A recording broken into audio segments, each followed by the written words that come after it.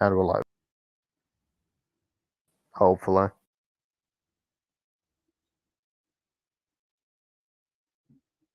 All right. Hello, everyone. Welcome. Good morning if you're in Australia. It's fairly early in the morning where I am. It's 7:30 in the morning, so welcome. If it's in the evening, Hopefully. good evening to everyone. All right, what we're going to do today is we're going to talk about risk management. This is the third. Sorry, I got an echo. My bad. Let me just mute. Good morning. All right. So we're going to talk about risk management. This is the third time I've done this this topic in these 24s. Something I'm very passionate about. What I'm going to talk about today is what I do, not just every day, but I do it multiple times every day if I'm taking multiple trades. And I never ever waver from it. Once I develop this procedure and I cemented it into my trading plan, I've not wavered from it. I've not wavered from it for 6 months now. And it's resulted in me being much more consistent, and therefore I'm much more at ease with my trading, and I don't suffer the highs and lows that I used to prior to that. So without further ado, let's get into it, guys. Let's get into it. So risk management, right? So what we're going to cover is we're going to talk a bit about the 3 qualities of a successful trader. Now, there are more than 3 qualities, but I'm just going to talk about the three main things. Why risk management is important. Okay, a lot of people will just kind of brush it off and go, well, if I hit one successful trade, I can, double my account, and then I don't have to worry about risk for the next few because I'm an awesome trader. Not true. You can also wipe your account in one trade, obviously. As well as doubling or tripling your account in one trade. But the market has this way of humbling you and lets you show, or basically shows you that you're not as good as what you think you are. So you really need to take an edge in the market and protect yourself, because later on in this, if we've got time, I'll just tell you a bit about something that happened to me a few days ago, where I was getting all of the signals telling me to take the trade, and then it still screwed me over. So anyway, but that's what happens. But because I protected myself and my risk was only 1% of my trading account, doesn't matter, move on to the next one. So anyway, yeah, we're talking about why risk management is important. How do you trade safely and stay in the game? By controlling your risk on every trade. And that's what it's about. It's about having some capital that you can use to be able to trade every day, or whenever you have the opportunity to trade, and you don't just go and blow it immediately. You don't have to keep adding in your own money into your account to keep yourself going. You want to deposit some money that you call your school fees, as Sheldon likes to refer to it, which is a great analogy.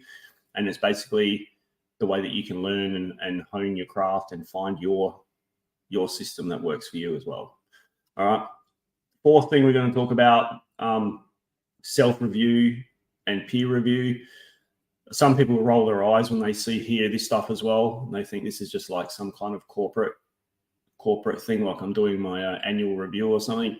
But it's a very powerful thing, and it can really make you look at things from a slightly different perspective, particularly if your peers and your colleagues and whatever are giving you a bit of an assessment as well. And it's very powerful. It's something that I used in a previous career as well. That was very, very good for me. So I still use it today on everything. So yeah, let's get into it, guys. Let's get in. So we're going to talk about the top 3 qualities of a successful trader. So number 1, experience, right? It makes sense. That's what makes a difference in life in general, no matter what you're doing, whether it be sport or, or this. So as a trader, you gain more experience in the market. You become better equipped to handle the emotions that accompany trading. By learning from your past mistakes, you develop strategies to avoid repeating them and to stay focused. Now, obviously, there's a few other things that can go in with that as well that can help you to learn from past mistakes and stuff. And we'll talk about that as well. Like, your trading diary, your journal, and logging, and recording the data, it comes down to your personal preference as well as to what that looks like. Okay, some people like to enter in every detail of every cent that they've entered in. Some people like to write more general information about it. So not the deep nitty gritty of the dollars, but more about the emotional side of it and stuff like that. So as you get experience, you start to automatically improve in those areas and dial in what works for you. So experience is a really big one, because you can't buy time. Okay, me as a former endurance athlete, okay, there was a saying, and I was a cyclist. There's a saying that you cannot beat time on the bike. You cannot buy that. And to improve your body physically for endurance sport, you simply have to spend the time doing it. Same as if you're a musician, you can't just pick up an instrument and instantly, punch out an amazing song. You have to then spend the time honing the craft and getting used to it. Okay, got to get your fingers used to it, get your brain and everything. So same as trading, it's no different. You have to spend time on the charts. But if you don't have step number 2, if you don't implement good risk management, which is one of the second quality, you simply won't last long enough. You have to have a well-implemented, well-defined risk management strategy that can keep your emotions in check as well. So if you go into a trade and you know that you're only risking 1 or 2% of that leverage account, it's not the end of the world if you lose the trade. If you have no risk management in place and you wipe out half of your account, you're going to be upset about that. Okay. And the emotions are going to be different. It's a roller coaster ride. I've been there. I've made all those mistakes as well. Like, one day you'll be pissed off about it. The next day you'll literally be upset about it. And then the next time you might even be just stubborn about it and refuse to let it get the better of you. And you go from being 50% of your account down to all of it. Okay. So risk management, extremely important to be a successful trader. Okay. You've got to set stop losses. You've got to use position sizing to work out how much of your position to put into each trade. And it will help you maintain a balanced portfolio, because you're not going to have 90% of the tokens you're holding. Even if we take away from trading and we're talking about investing here for a second, you're not going to then have 90% high risk tokens in your portfolio. You're going to have a more diversified one where you're controlling your risks. That's risk management as well. It's not just about leverage trading and things like that. It's about risk management as a whole in everything you do in this space. And then number 3, discipline. So absolutely, these 3 are the most important things that I see. They've been the most important 3 things that have really helped me in my journey. But discipline, having a solid approach where you have strategies that you've documented down, that you've tested out, that work for you. And once you've established those rules, you follow them, you journal what you've done, and then you have a review. You go through that step that I said before about, you have the peer review, you review yourself, you chuck, some of your diary to some of your trading buddies and say, hey, check out this, what do you think? How do you see it? And they'll literally look at it from a different set of eyes, and they may alert you to stuff that you're just not seeing. And that's awesome. And it could sting a little bit, it could sting, but it's actually really awesome, because if you want to be successful, you've got to cop some criticism sometimes on the chin, and it can be really, really helpful for you. So discipline is a big thing. My discipline's been tested so many times, but over time, it actually becomes easier to maintain your discipline once you fight through those first few times that it tests you. So.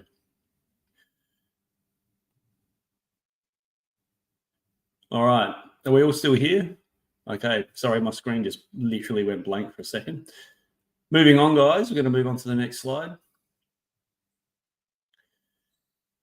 Okay, so, you know, why is risk management important? I guess you all have in your head some ideas on what's, you know, what is important to you guys, and what is important. What does risk management actually mean for you as well? And our risk is defined in different ways for different people. So again,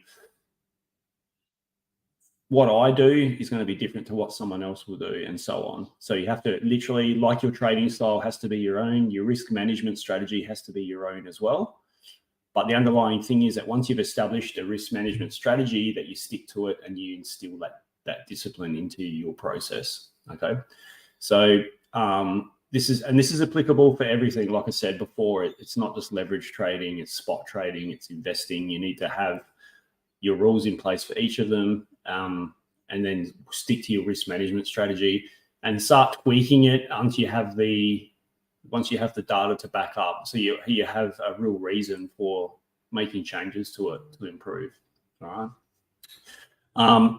So risk management, you know, it's going to cut down your losses, and losses in terms of dollar losses. Okay, it's you know, risk management is not going to necessarily change it's not going to change your win rate on trades, but it's going to change, you know, when a trade goes against you or a spot position goes against you. It's going to make you exit out and protect all of the hard work that you've put in to grow your account prior to that.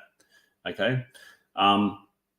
What it's going to then do is, because you go into a leverage position, for example, and you know you're only going to lose a very small percentage of your account, it's actually going to keep your emotions in check. You're going to be much more calm and cool about it, and it's not going to phase you as much. Okay, so that's a really big thing. It actually keeps your mind clear. You're going to see also when you're reviewing the charts for trades and stuff, you're looking at setups.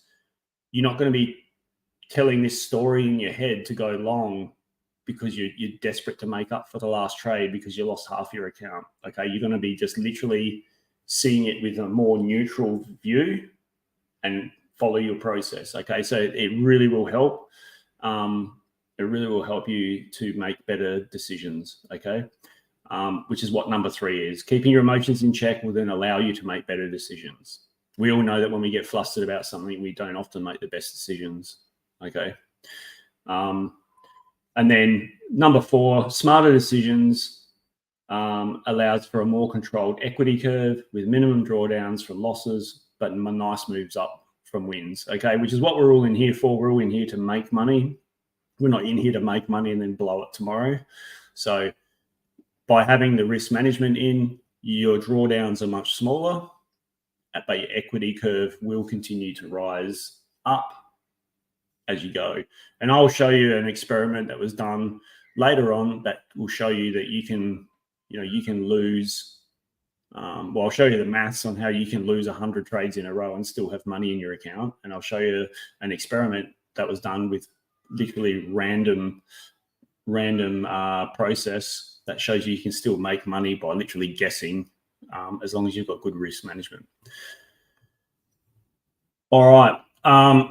So, you know, we'll lose trades. No one here is winning, 100% of the time, all of the time.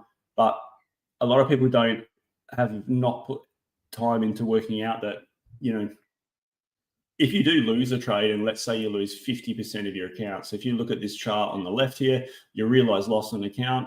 If you actually lose 50% of an account, so you got a $100 account and you lose $50, to get your account back up to the $100 again, you have to win back that entire $50. So you have to win back 100%.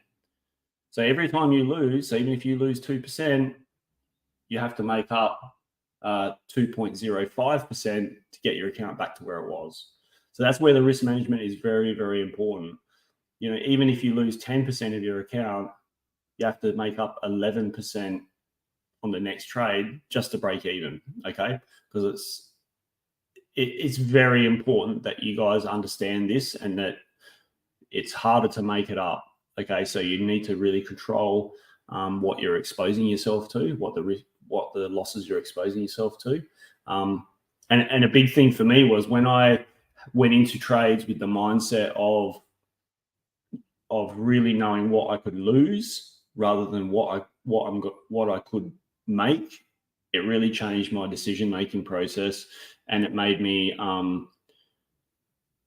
much more consistent as well, knowing that if I went into every trade at 2% loss and it was going to be, let's say, $20, I was comfortable to know I could lose 2% and $20. That didn't faze me. But if I was going into a trade where it was 50% and I was going to lose, let's say, $500 of my account, I'm not comfortable with that. Okay, so you got to pick a number that works for you. Your losses as well, like your risk management, the amount that you're letting yourself lose or risk, I should say, also comes down to your win rate. Okay, so there's a psychological aspect as well where you know, you can go, okay, I'm comfortable losing 3% of my account on each trade. However, if you're only winning, you know, 2 out of 10 trades, you're going to eventually end up going backwards anyway. So you can work out an acceptable risk level based on what your win rate for your trades is. Okay, so that's where your journaling is very important as well, because you can journal down. You can literally do it as simple as having a whiteboard on the wall, and you take a trade and you have a win column and a loss column.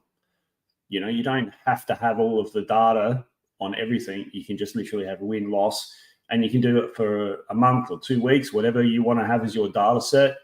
And you can calculate it out and go, okay, well, I'm winning 40% of my trades.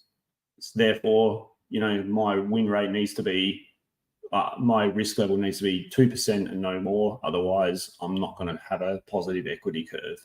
And I need to have, you know, my risk to reward ratio has to be 3-to-1 minimum.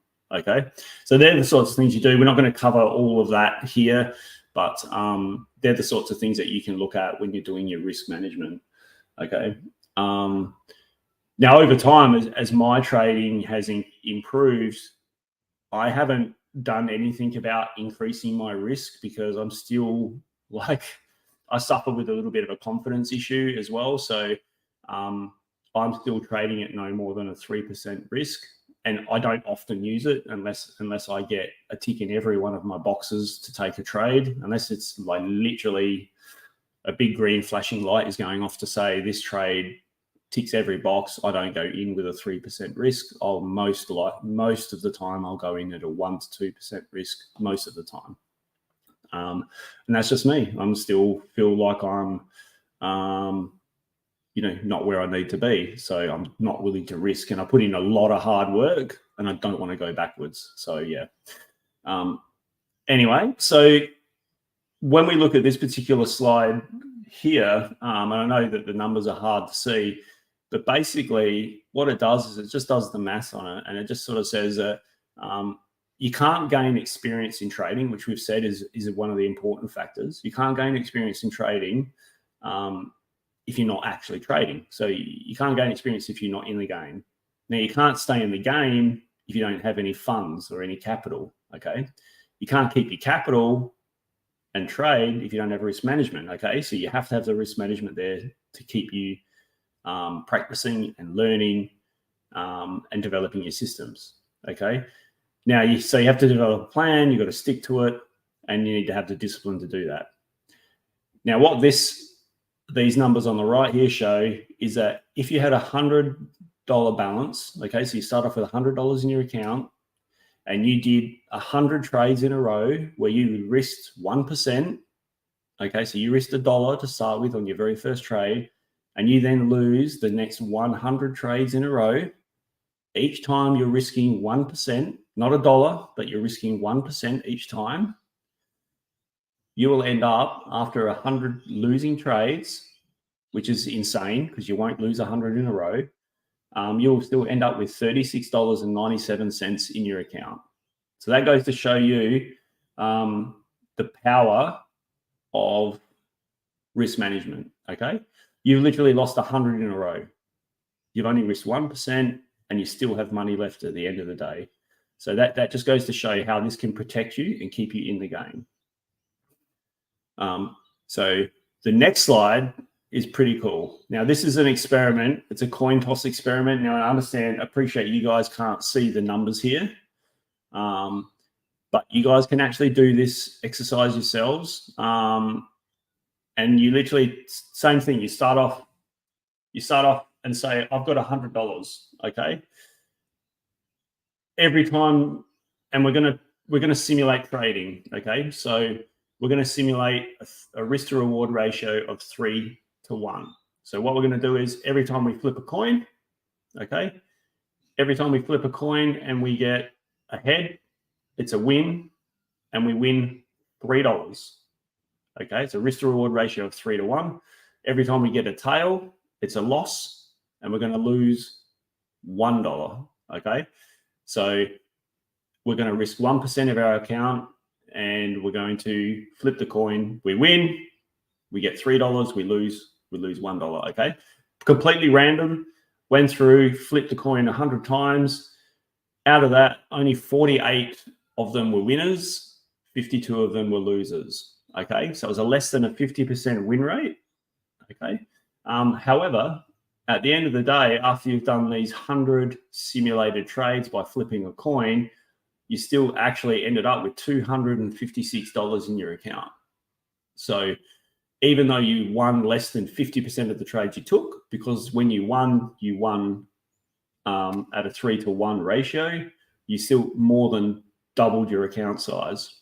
Okay, so that's a powerful thing. For me, that's a real eye-opener, showing that if you protect your losses, and when you win well. Like a 3 to 1 is not a huge win ratio either, particularly as now we're moving into this real bull market vibes. You know, 3 to 1 is not that hard to achieve. So, you know, this is really, really powerful stuff. Okay, so it just gives you confidence that protecting your position will keep you in the game and keep you trading. And keep you getting better and better all the time. Cool. Okay, Beth is dealing with the questions for me. That's awesome. Thank you. So how do you stay in the game, guys, as well? It's like I mentioned, the risk to reward ratio is a very important thing. Using the tools in TradingView to help you do that is the key to this. So in TradingView, you know, you've got the short position tool that you can bring up that tells you, you know, it outlines your profit area and your stop loss area if you want to take a short. Then on the right, there is the long position tool. When you click on those boxes, they will give you information. Okay, it will tell you your risk to reward ratio, which I've circled in the yellow, and it'll also tell you your stop loss percentage. So the percentage in the brackets, that is literally the actual price percentage drop of that token where the position tool is positioned. Okay, so it's a real 5. So in the short position tool there, it's a real 5% drop in the price of the token.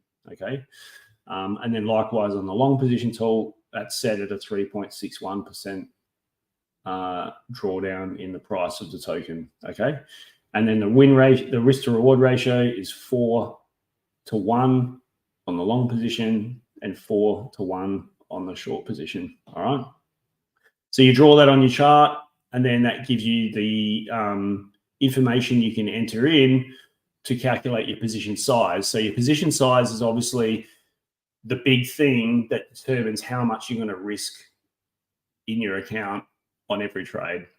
So this is part of the process that I do every time without fail. I never, ever do some charting, see something starting to get to where it needs to be, and I don't ever just go into my account and go, I'll take a $500 position. Thanks very much at 5x. See you later. I always move into the position size calculating tool and look at, you know, what position size do I need, and so on. Now, I did create a spreadsheet, guys, where I actually enter in my entry price, my stop price, the target I want to get to as well, and then how much I want to risk, what is my account size, and so on. And it would tell me how much to buy, you know, what my risk is and what the risk to reward ratio is. And you can do that for long positions and short positions, okay? So I had a spreadsheet that I created for that, which worked really well. But now what I'm using more of is this website here. In this slide here at the top, you can see the link for it, crypto win rate. So I use this constantly. Just because it's a web page, it's already all done there for you. There's none of me accidentally altering any of my cells with my fat fingers. So yeah, same deal. You enter in your trading balance of your account.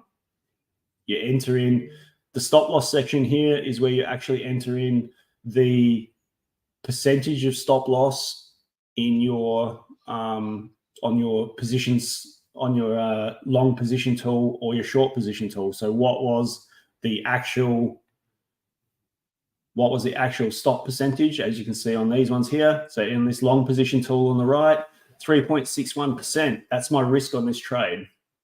I want the price. I'm allowing the price to drop 3.61% from where it currently is before I say my trade is now invalidated and no longer applicable, okay?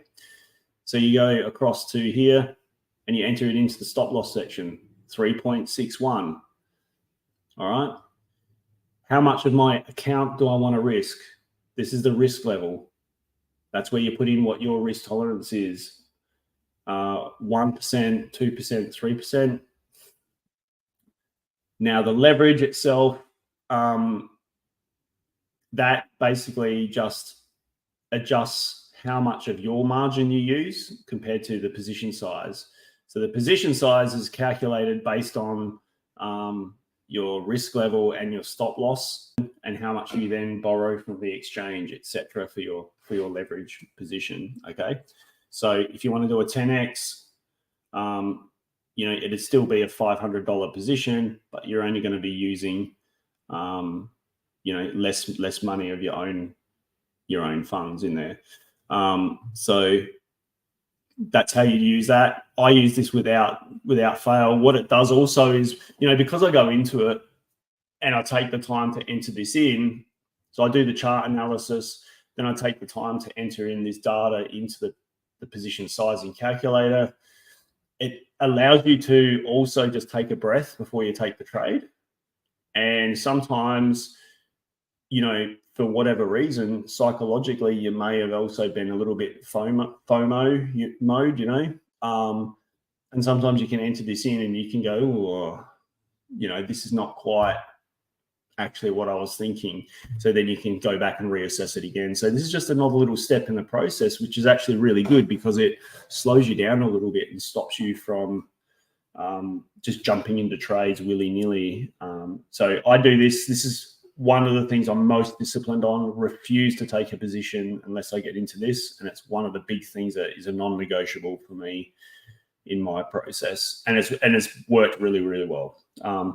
So this is an example here of a render trade that was done back in August or something like that. But you got the long position tool here. You can see the stop was at 1.36 below the entry point.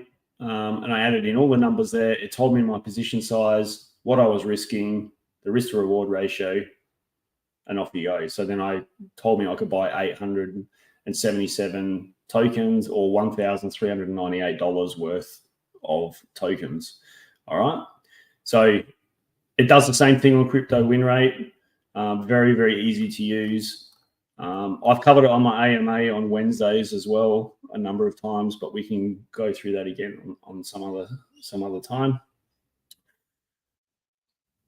Easy way to do it as well if you don't have, you know, if you don't have these spreadsheets. But I mean, there's really no excuse not to use something because you've got the website there, crypto win rate. There's lots of other ones around as well, so you shouldn't have to manually calculate anything.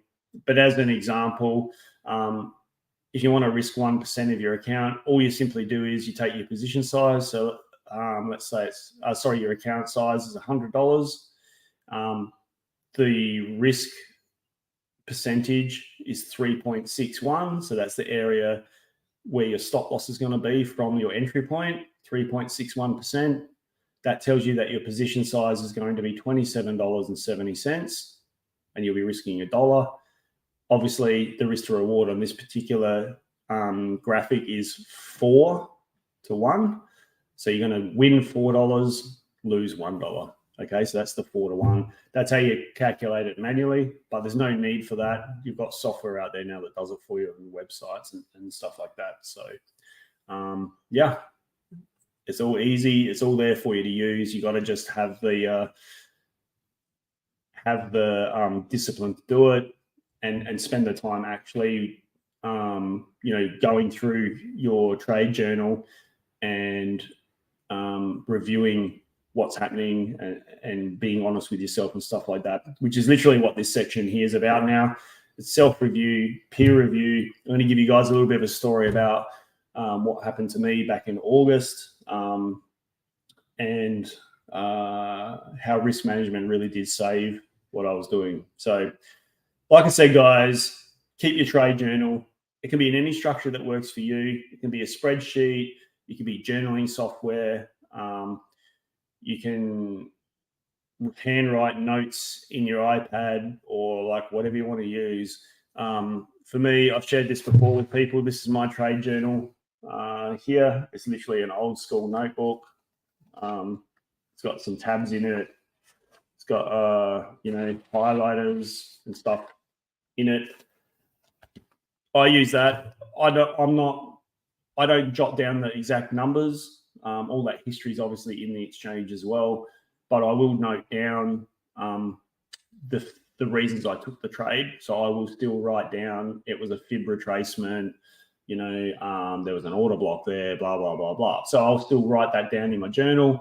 I'll write down some notes about how I felt about it. Anything that really sort of stood out at that time for me, I'll note that down as well. And then I'll come back and reassess it. And I reassess it at the very end.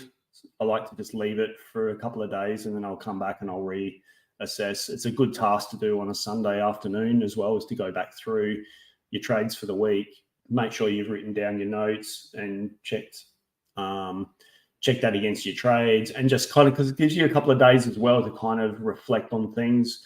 And I've been through it this past, few days. I had a bad trade. Like I mentioned earlier in this stream here, was I had a trade that gave me 7 points, 7 reasons to take the trade. And I entered the trade, and what immediately happened? It went exactly the opposite way. I had 7 things. I even shared it with Chaos, but that's trading, right? The market didn't want to give me what I wanted it to give me, even though I had all these reasons to take the trade. But with good risk management, I lost 1% of my account and I moved on. It's still stuck in my head a little bit and bothered me. So after a couple of days now, I've gone back and I've written in my diary, why did it bother me so much and blah, blah, blah. And at the end of the day, it wasn't really that. It's just other stuff that's going on. So when I lost that trade, it really got to me a little bit more than what it should have. But anyway, I'm digressing a little bit. So it's important to come up with a journal that actually works for you guys. So yeah, I really do like to just write stuff down.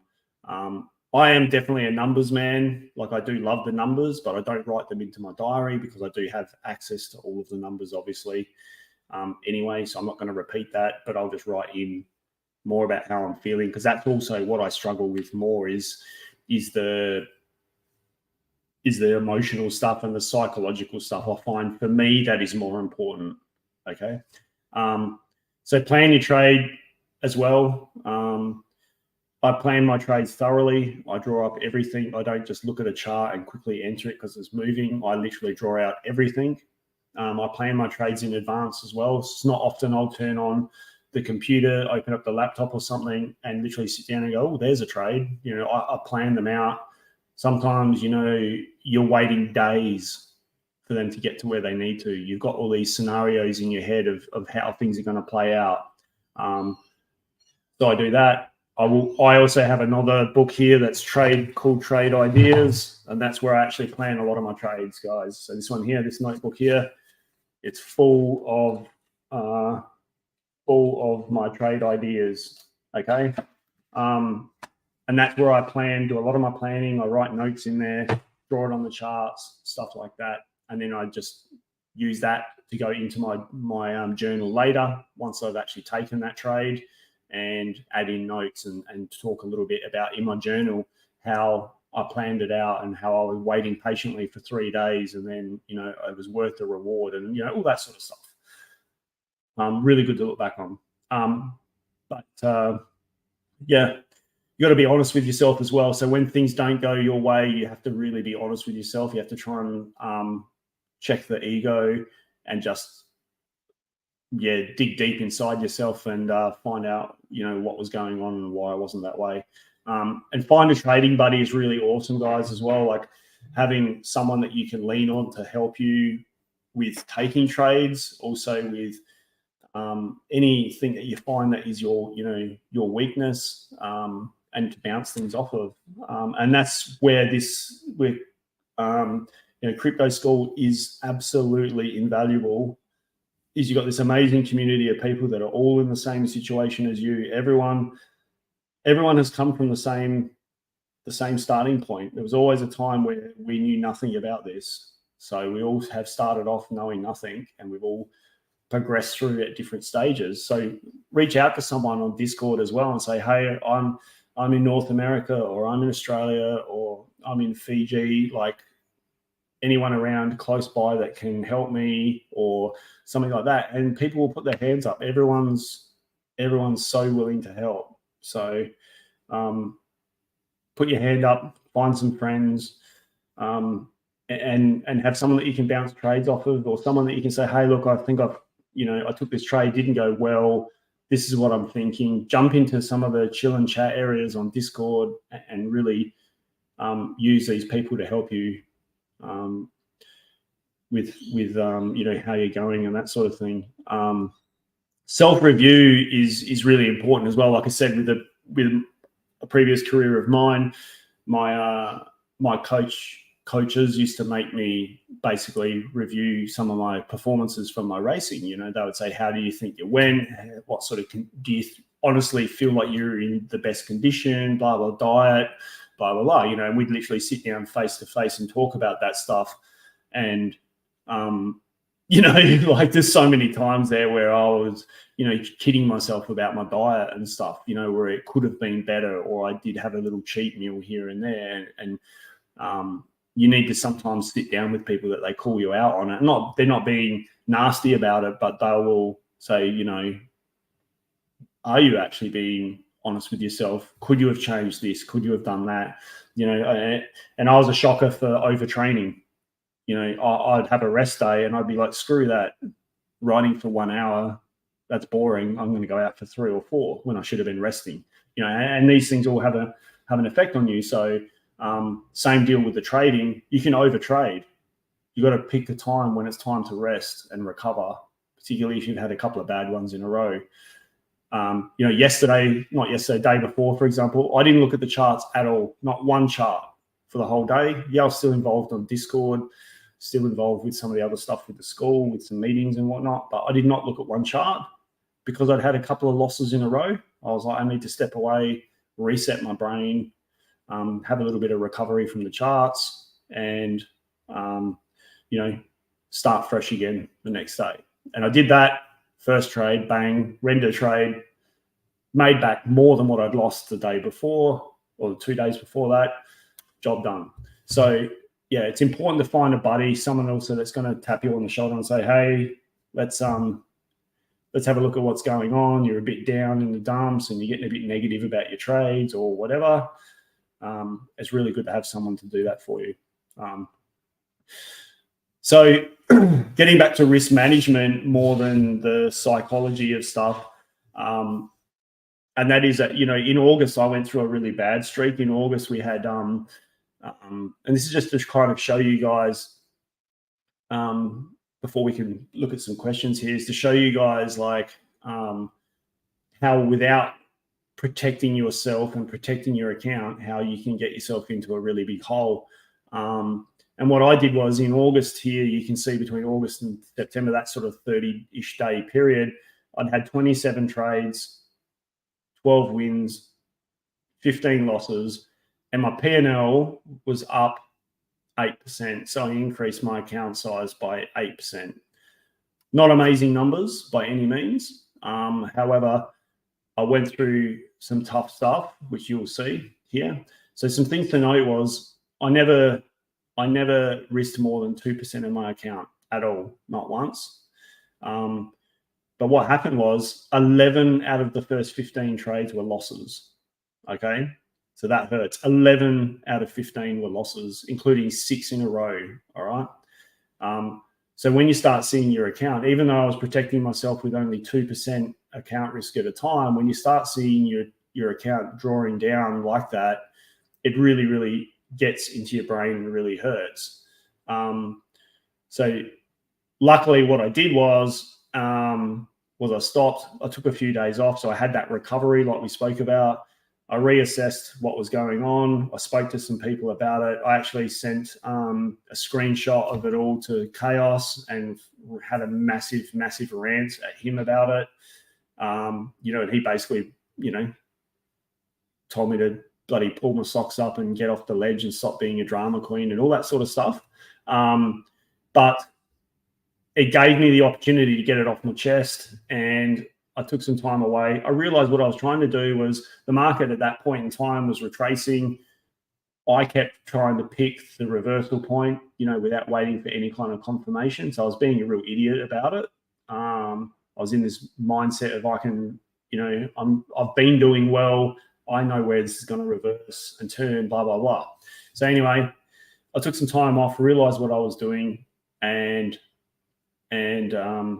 as a result, my final 12 trades, I had 8 wins and 4 losses.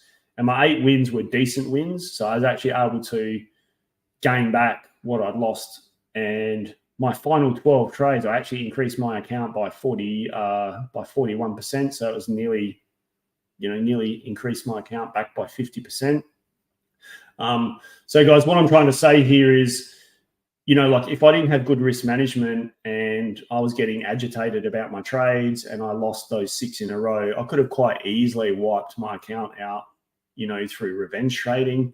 And it certainly felt like that. Like it was really, really hard psychologically not to take larger positions to try and recover, going, well, I'm going to get it right this time. I never lose 4 in a row.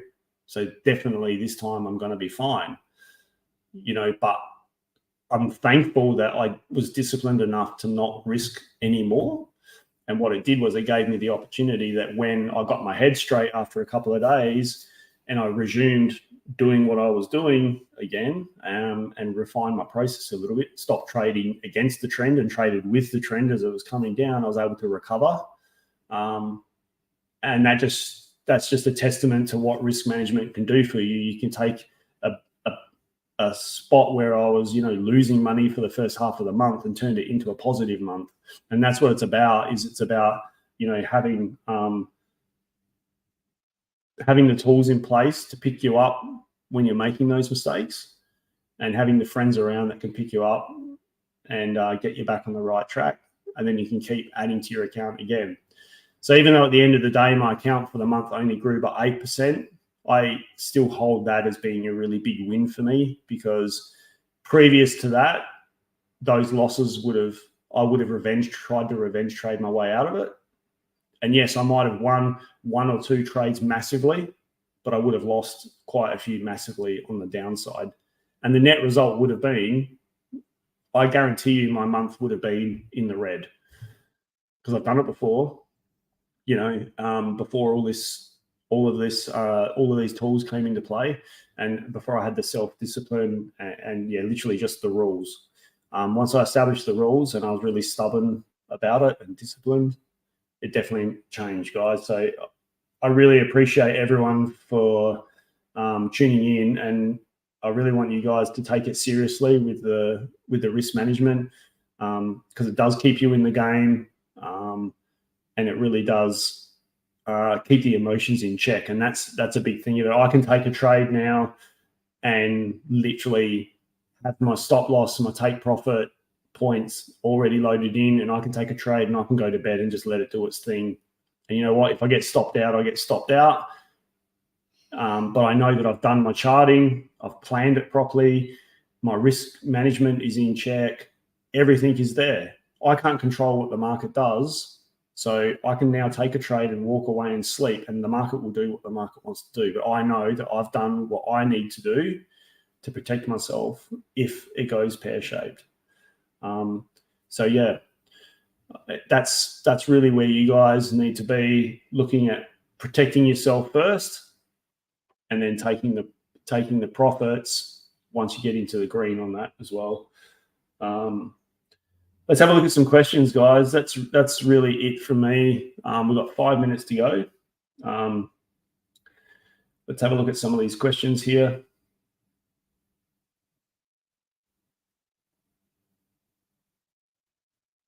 Yeah, my son actually laughed at me, like, you know, he just thinks I'm old because I want to write stuff into an actual book. For me, when I write into my journal, you know, because I'm physically writing it, it just feels a bit more real to me as well. Not, you know, typing into a spreadsheet and stuff like that doesn't hit me in the same way that picking up a pen and writing it in. And my handwriting's bloody terrible, but it still just has a different effect, you know, on me personally. So that's the reason why I write in the book. And obviously, you know, if you're traveling around and stuff, taking a book with you is not the easiest thing. So what I do is, if I am away, I will write notes in the notes section on my laptop, and then I'll translate it into my book, because you know, you don't want to be traveling around with all these books. It's not like 1993 or anything. But I will translate it into my book. And again, it actually gives me just another little way of another assessment level, because I'm typing in notes into the notes of my notes section of my laptop, but then also I then translate it a second time into my journal, and it actually reinforces things a bit more. And then every now and again, you have a light bulb moment on that as well.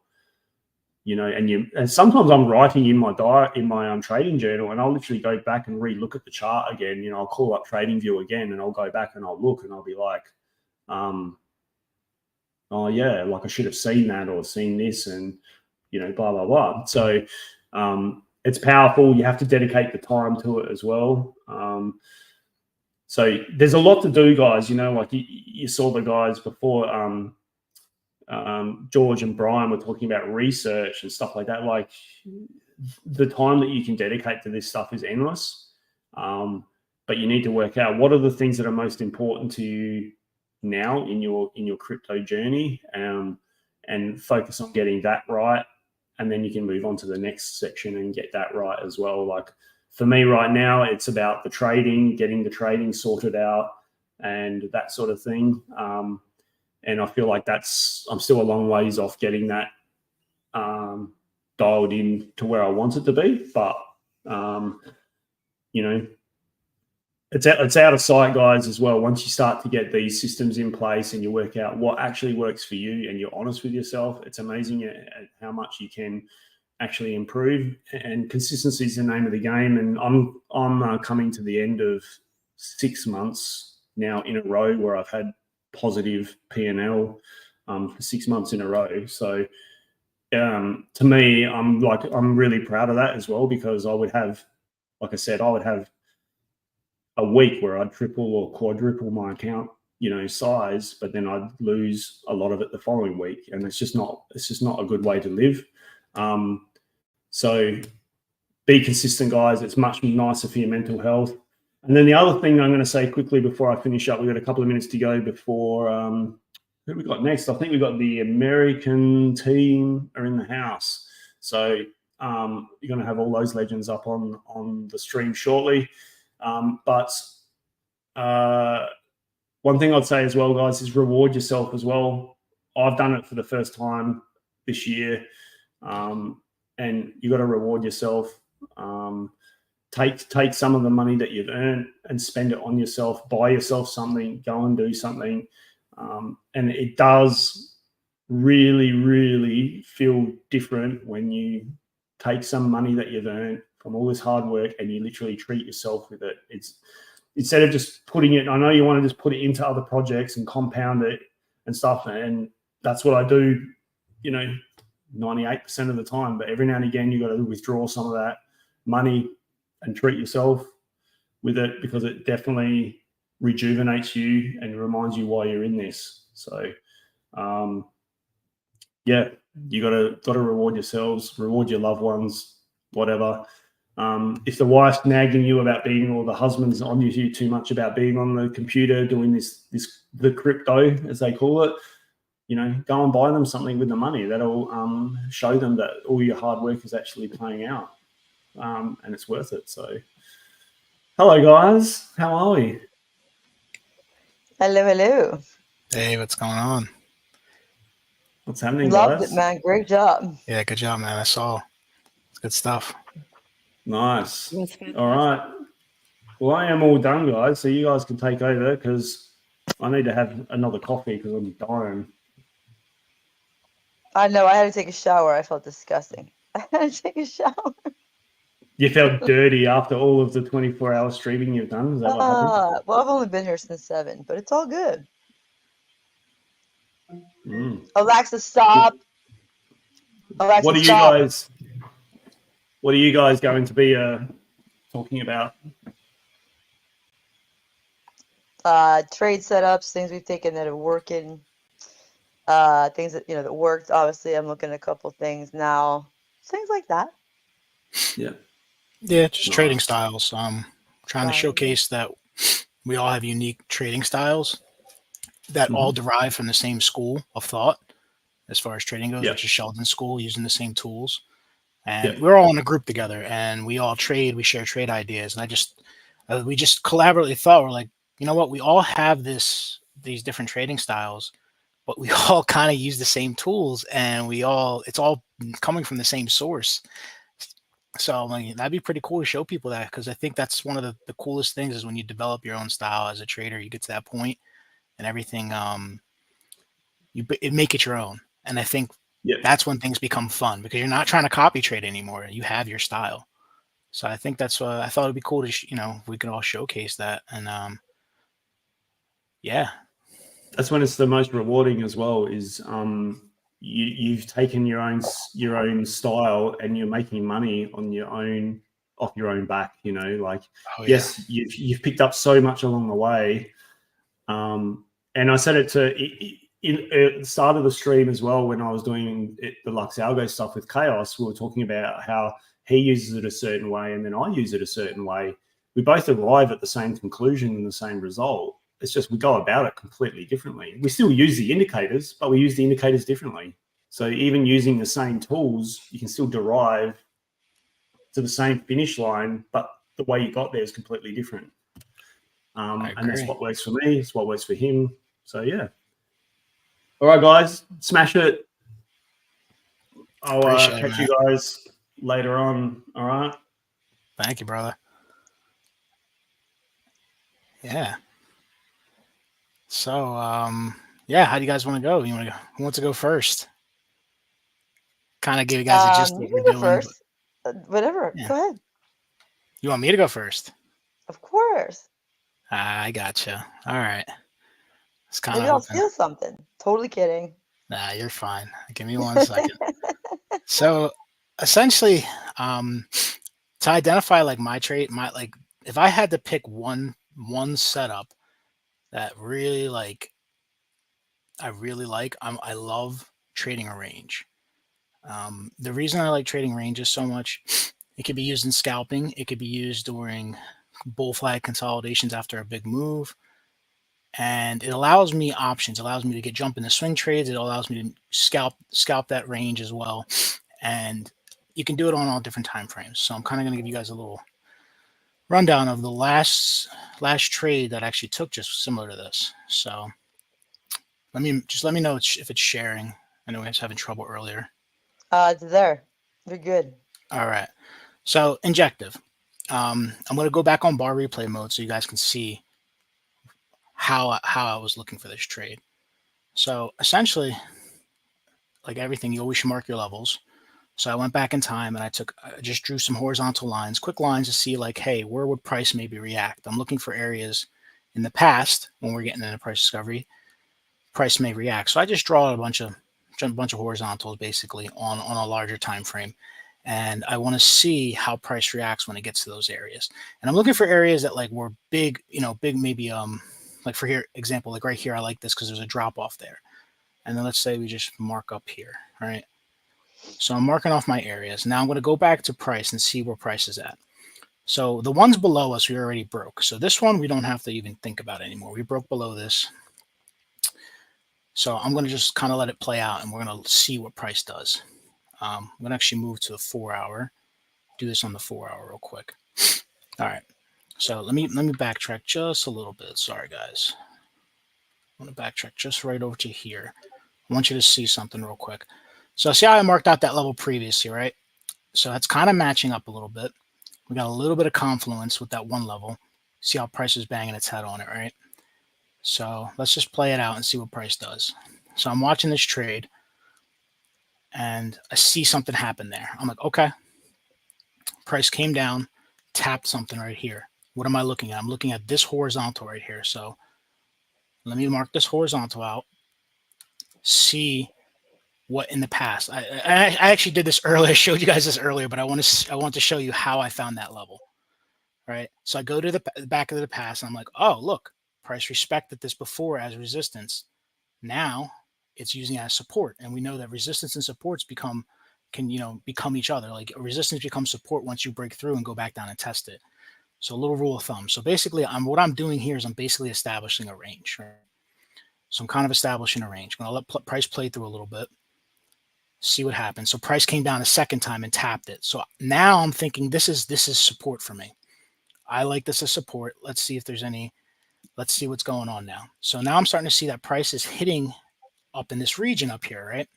And I had marked out that level prior, right? This level right around here, pretty close, right? So if I actually take this and move this up just a little bit, and this is kind of how my thought process goes. So I'm going to move this up just a little bit. I want to see something. I'm going to see if that matches up. So, okay. So that's kind of like right around this wick area, right? So I'm looking at it. I'm like, okay, this could be resistance, but we don't know if it's resistance until price comes back up again, and we can actually see what happens. So now I'm going down to the lower time frames, and I want to see what the lower time frames are showing me. So let's do this on the 4 hour for now. So right now I'm still planning out the trade, right? But I'm starting to see something develop. All right. Okay, right there, I see something. Now this is where I pull up my trend line. I'm like, okay, I see something developing. Pull up my trend line, and I'm like, okay, this kind of passes through. It's not perfect, but it kind of passes through. So I'll go to a lower time frame. I'm like, okay, I like that. We wicked up, but we closed below it. So I'm like, this may be a trend. So I'm just going to kind of track this trend down. And what I'm looking for basically is for some type of wedge pattern for price to wedge down here. So let's track it a little longer and see what actually happens with the price. So we come back down, right? Now look at this. I want you guys to see this reaction. This is on the 1 hour, right? See how price came down, but was immediately bought back up. To me, that you can call that if it was on a higher time frame, you could call that a swing failure, depending on what time frame you're on. But for me, that's like a deviation essentially. So we deviated below. So now I'm interested. I'm interested in where price is going to go because I'm seeing we're coming back in. Are we going to reclaim? What's going to happen? So this is where I start really like watching the trade. We come back up, right? We put a new high in. So now I want to see what price is going to do. So I pulled my fib and I'm looking for fib levels, right? That price may come and hit. And let's just pull them all out there. I'm waiting for price to react on a fib. Okay. You see right there. I'm like, okay, price is respecting this fib level right here. We're putting a new higher low in. Now I want to pull out my stochastics and see what we look like. So on the 1 hour, I can see we are in the overbought or oversold area. So we are completely oversold. and I noticed there's a divergence forming. This price action is lower, but the momentum wave is higher on the stochastic. The price action is higher here, but the momentum wave is lower. For me, that's one trigger right there. We have a 618 potential bounce coming into play, right? We have the stochastics at the bottom. So that's three things I have going for me right now. We have an established support underneath. So now I'm interested in this trade. So what do I do here? I wait, and when price comes back down and reclaims right here, I actually entered a small position, putting my stop loss. So this is basically how I would enter a trade typically. Put my stop loss down under the previous swing low. I'm targeting the highs on this one. I'm going to probably target somewhere in this area, maybe not to the wick high, maybe I'll front run price a little bit, right? So I'm going to run it out. Let's see what happens. So price comes back up, plays out. So I'm still good. And then we get the first break. Now I'm waiting for the retest because now I'm going to enter the rest of my position. So we'll see if we get a retest here.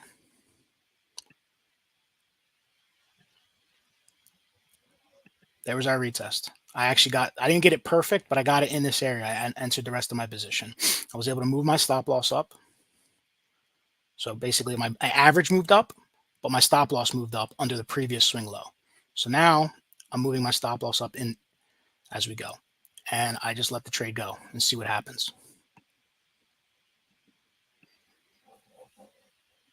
Could we come back down? Could have had another entry in there. It's scary for a bit, I'm not going to lie. There's a couple times I was a little nervous because I saw a little bit of red.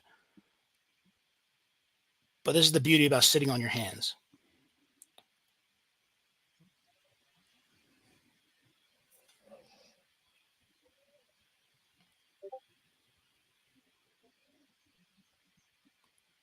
And there it goes. Stop loss is hit. I'm out of the trade.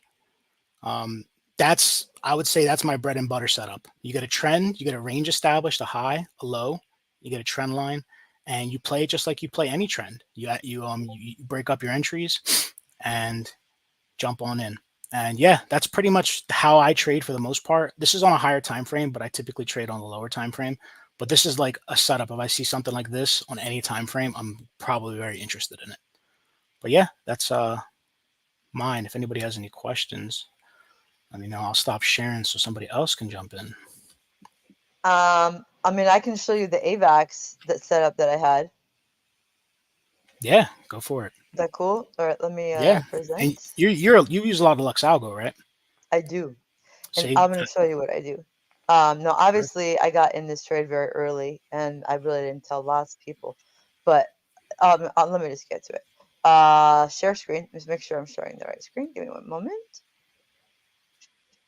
Okay, tell me. I turned my Lux Algo off, so well, you can see the order blocks maybe, but tell me when you can see that. Yep, I see everything. Okay, so this is a huge trade, you guys, that I've been working on for a long time. Now, this is for my spot bags. Well, I'll take it back. I mix spot and leverage with this. So what I like to do, this is a weekly chart, right? So I got into my first long I didn't get into the first long until about right around here. So what I do is number one, go look at where's my support, where's my resistance. Now all these support levels obviously are not from the weekly, right? But I'm going to go back to the daily, and you'll see that when you go back to some of the order blocks are gone. So I didn't want to confuse you guys. I'm going to base my support levels on horizontal support and resistance, and I go back to the lower levels just to kind of see, what's going on. You can go back to the 8 hour. You can see they're kind of the same, right? Not always, but the whole point of this trade was when I got in here, my take profit levels, as you can see, Eddie, like I do, like you. Here's TP1, here's TP2, here's TP3, and I actually have a potential setup where if it does go higher, I have TPs up here, and I do that by measuring from below. But similar to you, I got into the trade here, took my first profit up here, moved my stop. So like if I was in it right now, I would technically take profit and move my stop to about maybe right there, maybe even right up to it. And sometimes I'm already in a winning trade, right? So I would move my stop up here. Now, obviously, this is going higher. So let me just delete that. It's very important that if you are, let's see, there's another one. Let me get rid of that. If you are winning, you've got, move your support, move it up to where you're going in, where you took the profit. So I would move my stop up to take profit here and ignore that other take profit. That was on a scalp. So now you have new support, right? So, I mean, you really have to be very careful. Oh, there's a lot of resistance here. So it's a matter of managing your risk to reward ratio, like similar to like what Matt does. I don't like my stop. I don't risk more than 1 or 2% per trade, but this was very, very profitable for me. And yes, I did use Lux Algo as, help. I can put the indicators on just for 1 second if you guys want to see them, for those that do. So if you can see, there's order block. Look at that. Resistance. What are their order blocks? Now, this is killing it right now. So what this means right here, most people think, well, if it's green, green, green, oh my God, it's going to go up. That's completely opposite. That means the bulls have worked very, very, very hard to get it to that level. So the fact that this is going up means that AVAX is very, very strong right now. But look at this. Look at this RSI. This is a weekly, kind of flattening out. Not saying it's going to go down, but the odds are that it can. So it's very important for you guys to look at, different time zones when you're trading. This right here, this triangle means it's flipped short according to Lux Algo. Like the RSI again is at the top here. If I move this and show you where the money flow is, let's look at that. Let's just look at that.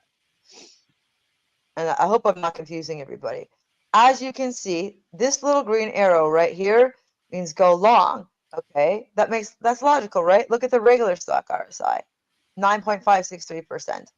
So I would go long here, go long, go long. There was a small little order block here. We killed it. But then what happened? What do you guys think happened? What do you think this means right here? That means money flow is coming out. So it came going. They're shorting, shorting, shorting, shorting. And that is why this is up here for all the longs. And this little dot right here, most likely this is going to go down. Now, that doesn't necessarily mean anything. I hope that doesn't confuse everybody. And this right here, this line right here, means there's a very big liquidity gap, right? So what does that mean? Okay, well, look at the RSIs are going high, but the price is not really going as high and it's starting to come down. So it'll take a while to learn Lux Algo. It really won't. I know Banter has a lot of different, 30% off on it, but I did very well on this trade. I'm not in it right now. I'm reevaluating because I've been on this marathon all day, so I really haven't had time to look. But let me just scroll down for 1 minute because as you can see, look up here. There's even resistance up here. This is a weekly. So if I were to get back in this again, I wouldn't right now. I can rub some fibs, but this has potential. Look at that. In a weekly, Avalanche has the potential to be $100. So just be careful with your entries. Don't chase them. This for me was a very, very, very good trade. So I just wanted to share that. Any questions? I will stop showing so somebody else can pull theirs up.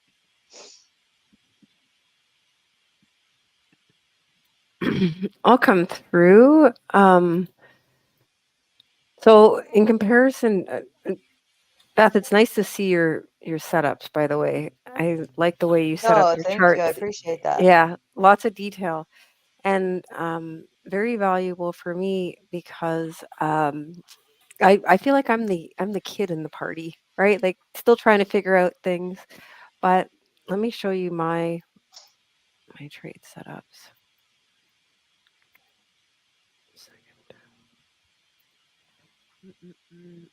There we go. Let me know if you can see it. Okay, it's lost permissions to share the screen, so just give me 30 seconds.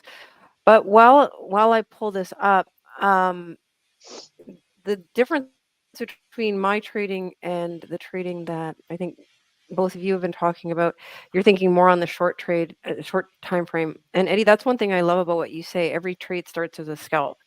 And I'm thinking long term. I need to fill my bags. I need to build my bags. Oh, Not me who fill them says that. fast.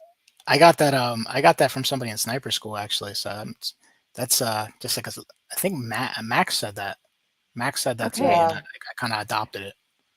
Yeah, Just give him a little bit of credit. I love it. So I'm trying to do that more, and as I look at the different tokens, I'm looking at them from I'm going to browser, by the way, in the background. I'm looking at it from a perspective of my long-term hold. So I'm looking at it. I'm looking at a couple of things a little bit differently. Let me just bring these up. You got to share your screen. Yeah, I'm trying to open it because I have TradingView, the app, and I just thought it would automatically assume and accept it, but it didn't. So I'm just opening up these two. Yeah. So Eddie, how long have you been trading? I heard you say earlier on an earlier stream that you're really profitable with it. I've been trading 2 years. I actually started learning how to trade it 2 years ago. So I've been trading profitably probably about maybe 8 to 9 months. Before that was like break even. So it Okay. was, and then before that was obviously, rec accounts. So about, I would say 2 years from the start of the journey till now. Okay. I How think about I you guys? found, for me, it's been about 6 months. I was a fundamentalist trader before, so it was like, Sure. oh, that's what I need to be investing in. Okay, cool. I used Coinbase. I bought it. What's the next step? Just watching it go down. So, learning how to trade has made a world of difference. Okay, so that's the wrong chart. Let me fix this. Let me just fix my Chrome browser settings. Sure. Because I use TradingView, the app, instead. So Let me answer some of the questions in the chat real quick while we have a okay, moment. perfect. And you can fix Awesome. that. Thank you. So Jock asked, what approach do you take to find what trades to scalp on a day? I'm assuming you're asking me, since I think I was the only one that really talked about scalping. I don't rely on fundamentals. The only time I will look at fundamentals is if it's like an FTX collapse ordeal. I'm not going to jump into something that might go to zero. But I typically, if I'm scalping, I'm just looking at TA. I'm looking at the 1 hour and 4 hours, and I'm looking to see what could potentially be a setup for the day. And it's usually just kind of scrolling through a bunch of different coins that I've traded in the past. I have my bread and butter tokens, like my Solana. I like to trade Ethereum, Bitcoin, and those will be the first ones I check, and then I'll go down my degen list when I can't find something on there. But yeah, and I think there was, not sure if this one's for me, from Nicola. How do you know where to put your stop loss? It looks like that bull flag could have support a bit lower. Was that for me or was that for Beth? Those are my loud alarms. Sorry. I didn't hear it actually. What was the question again? It said, how do you know where to put your stop loss? It looked like that bull flag could have a support a bit lower. Might have been talking to me. Sure. So I use the actual, and I can show you. I use the trading long and short position tool on. I'm not sure if you guys are aware that it's there on TradingView. And let me tell you, I'm gonna be honest. Sometimes the stop, let's say if it stops is under, it'll say 5 or 6%. Okay, unless I'm on a higher time frame, I am not comfortable with that. So I will reevaluate the trade if it's, look at all the different time frames, and if they are all moving in the right direction for me, or at least, depending, again, let's say I'm on a 4 hour, I will move my stop up to the previous low. But I like to keep my stops 2%. I will go 3. When I'm scalping, I do scalp like Eddie. I'm very tight on my stops, but I'm so, not to Eddie's, to Eddie's benefit, I'm actually getting better at scalping. So there'll be times where I'll have it open and a short on, because on an 8 hour, this thing's going down, but on a 1 hour, it's going up. So it really, really, really depends. Or on a 15-minute or 5-minute, it's going up, and then 15 minutes, an hour, it's going down. So that's very advanced. I don't recommend you start doing that. Just take your stops where you feel comfortable. Use that position, cryptowinrate.com that everybody's been talking about, because that will show you exactly, what you would lose with your stop losses, and if you want to use leverage or non-leverage. So that would be my recommendation. Yeah. Risk tolerance. You have to figure out what your risk tolerance is. 1 to 1, 1 to 3. If it's higher than that, it's got to be on a daily or a weekly, or again, a bull run or crazy, crazy shorts. And you have to determine your risk ratio. Yeah, I think you answered the same thing I would have said. The last swing low, the previous swing low, is where I would put my stop loss. Once you've created a new low and you've entered the trade there, look to the previous low on the time frame, and that's your starting point. At least you want to at least be there. Exactly, because you're right. Because if it breaks that, then it could be a swing failure pattern. Well, yeah, it could invalidate. But yeah, I mean, ideally with the bull flags, you want to put it where it's going to invalidate the trade. But in the case of scalping, it doesn't matter. If you get scalped, if you get knocked out in a scalp, you want to take a small loss because you can jump back in an hour or two when the trade resets. So you don't stress it as much versus like a swing trade where you want to really like give it some breathing room. So what's up, Brian? Hey, Brian. Hi, guys. What's up, man? If you can't pull this up, I do have a setup. Just let me know. I can pull that up really quick.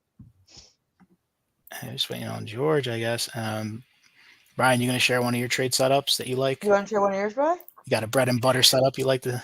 I don't even. I got out of all my trades.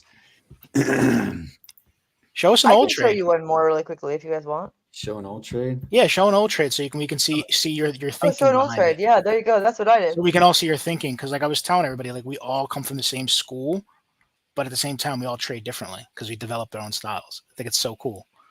So let me see how it is. How do I screen share?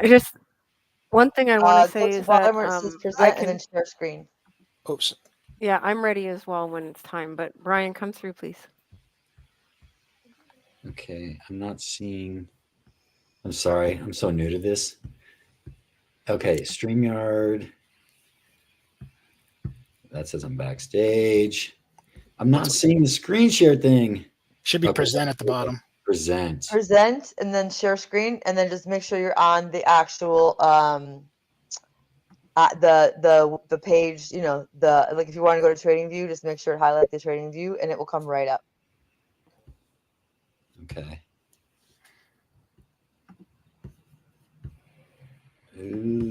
Window. Okay, there we go. That didn't work. Oh, okay. No, it did. You're good. Yeah, we see you. Nice. So, yeah. So every day I like to do Bitcoin, right? I like to do like a zoom out, zoom in type thing. And I saw these PVSRA candles from that one gal who's on Banter. And I just love it. The market maker candles. Yeah. Annie. Yeah. Annie. And I just love it. I love seeing these, when you see these green candles that come out of the 50 EMA, right? Boom, boom, boom, boom, boom. And what I really love to do, what I've recently been doing is, so I'll just zoom out, find some sticking points, right? Got a couple there, bam. Right, obviously we got this block right here. But what I've really been doing lately is I've just been going to like mob charts and just really seeing where the money is. Yeah. Right. So just going here and then also like drawing a fib. Right, wherever I think I'm on. This is on the 15-minute. So we'll go to the low that caused the high. See where I'm at, right at the 50. Is there some money there? This is actually spot. Go here to Binance Futures. I love this mob charts because it has a bunch of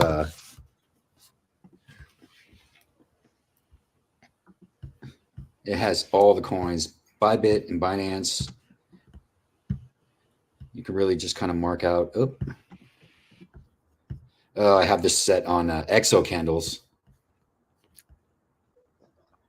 Yeah. Yeah, that'd be great if you can explain that, because I don't think a lot of people have used that. So exo candles is basically like, so what I've really been doing, trying to do lately is just seeing what is the behavior, because it intrigues me, like what causes a wick, right? Why? What is it? What causes it? And so when you have the exo candles, you can kind of just drift it over that, and you can look and you can see what is the behavior, right? So you see that big red mark right there? Yeah. So that's a big old sell that caused like a big move that worked itself away. And you can see the behavior inside. You see this little, I can't really see that little blank spot right there. Yeah. 0.23, 0.01, and then there's a blank spot. Uh-huh.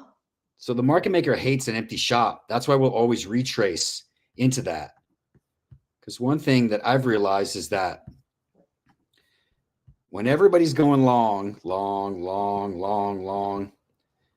market maker's going short, right? So if there's more money up here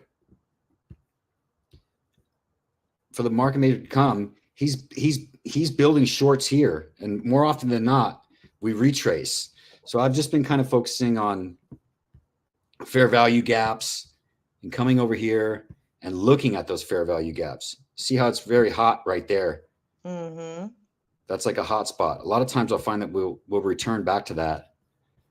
But basically it's just like, get rid of all this stuff. My trading style is basically, I just like to steal off Eddie. You know what I mean? I just jack Eddie's place, man. I got nothing for that. Here's a question for you, Brian. Yeah. What's the name of the MM indicator? Oh, you talking about the market maker indicator? Yeah. Yes. So that is, so this one is called right here. Go into settings. So it's TR main. And in it, you're going to have your 5, your 13, your 50, your 200, and your 800 EMAs. You can kind of, there's lots of little things in here that you can, I don't like it too busy, but I like the EMAs. So vector candles, right? We talk about vector candles. A green and a blue vector candle is a candle that has a high volume of transactions per tick. It has a higher volume, 200% higher volume transactions per tick than the last 10 candles before it, right? So when you see a green candle, you know that, let me see if I can explain this right. The market maker makes the market, right? You go on Binance and every market has a market maker.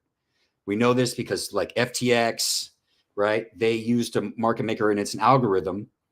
And basically FTX, their algorithm was based on mean reversion. Market maker always wants to make the market, right? His job is to buy and sell and always make it. So when you go on Binance or you go on whatever MEXC, you can buy and sell. So the market maker he's buying and selling, he's accumulating. And when you see these green candles and these blue candles, it's a higher transaction per tick than the last 10 candles before it. If you go in here into the settings, you can see, I think, so violet and blues are basically red candles, green and blues. Oh, wait, do I have that blues set up on both sides? You can adjust your colors and stuff like that. So yeah, that's what it is. TR main, it's free indicator up here. Cool. Trader's Reality. Yeah, thanks. I just liked it because it's got all the EMAs. It's all in one spot. And then I also use Lux Algo for my blocks. And then I'll confirm those blocks on mob charts. Mob charts is basically just like book maps. It's showing you where the active orders are on the books. And I like to just to confirm, right? We'll go to that one. We see we got 205 Bitcoin sitting to be bought at 43348. So I just like to know where we're going to bounce or where we're going to stop. Everything above us is a sell. Everything below us is a buy. Stuff like that. Oh, that's awesome. I like it a lot. Yeah. I just like a little zoom out, zoom in. I like to start out the day. Just look at it. Just get a perspective. What's it doing?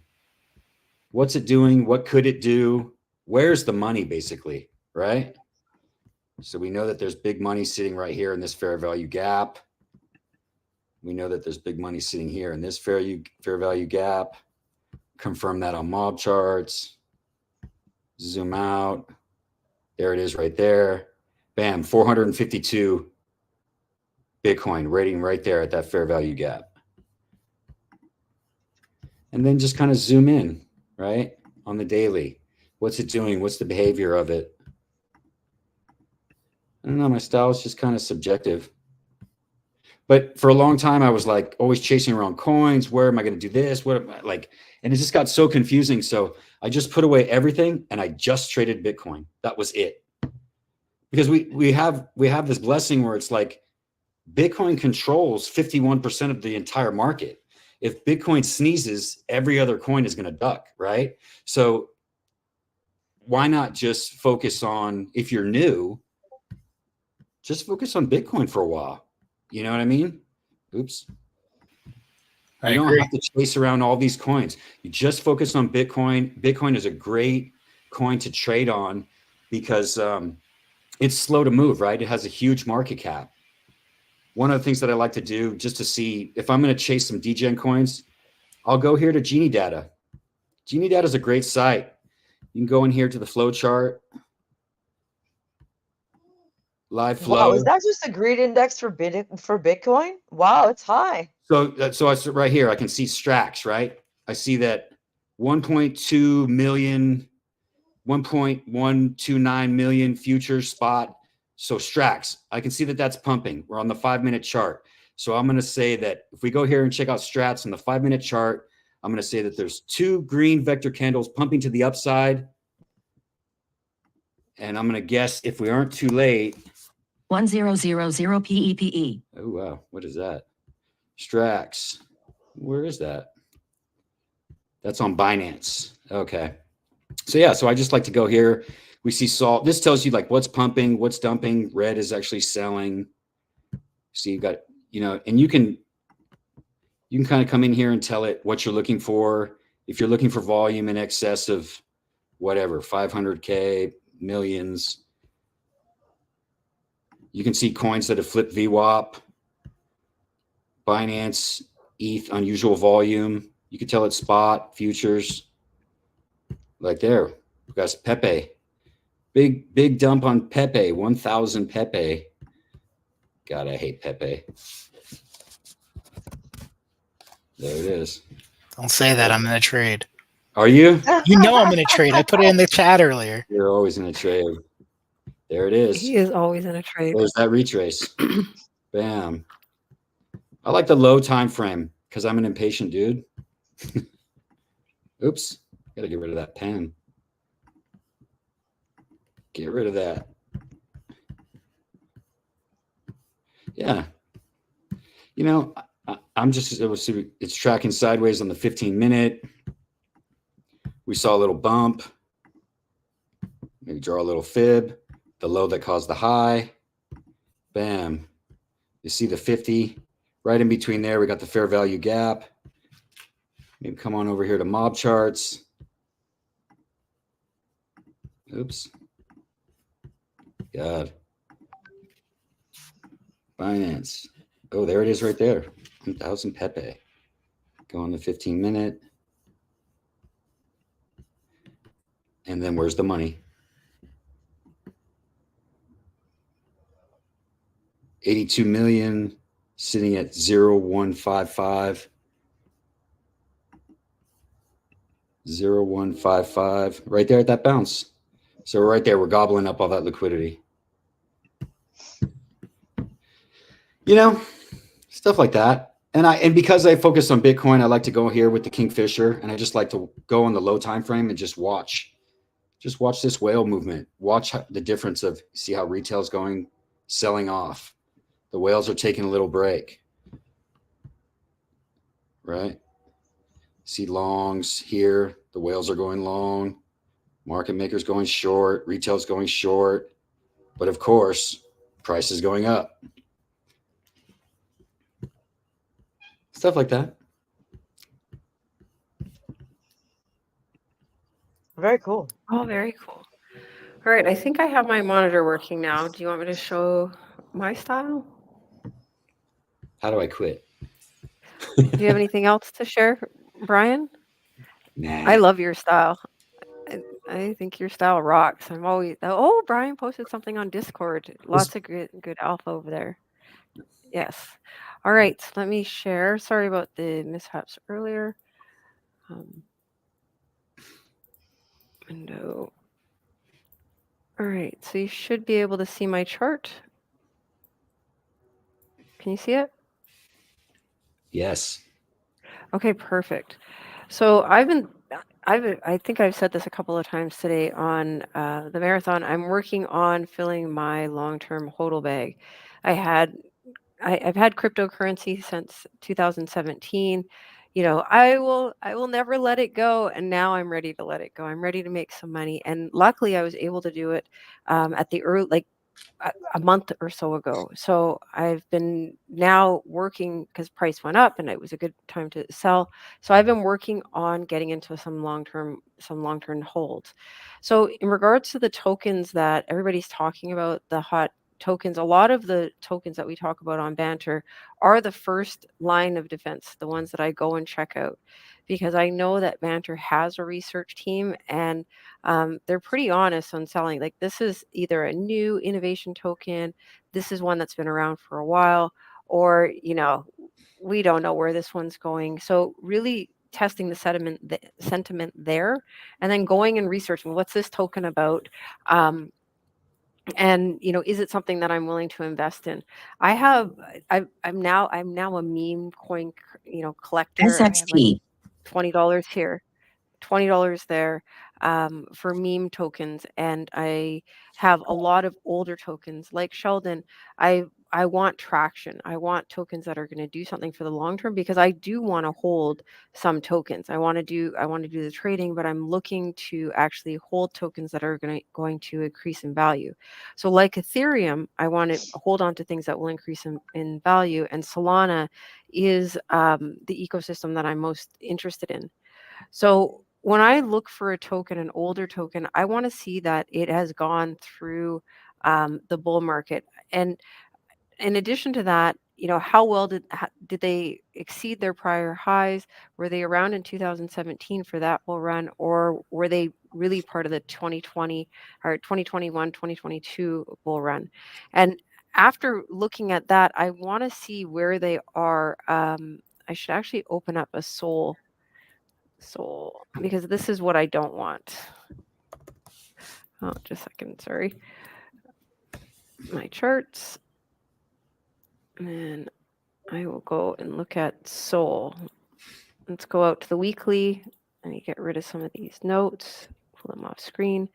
So this is a Sol chart that I looked at in the same way, but it is already taken off, as you can see here, right? It's already off and running, cutting into what we have out here, whereas Veracity is still looking to come out. On this weekly chart, it's hard to see, are they going to come back to life? But without any of the drawings, you can see that it's actually starting to come up.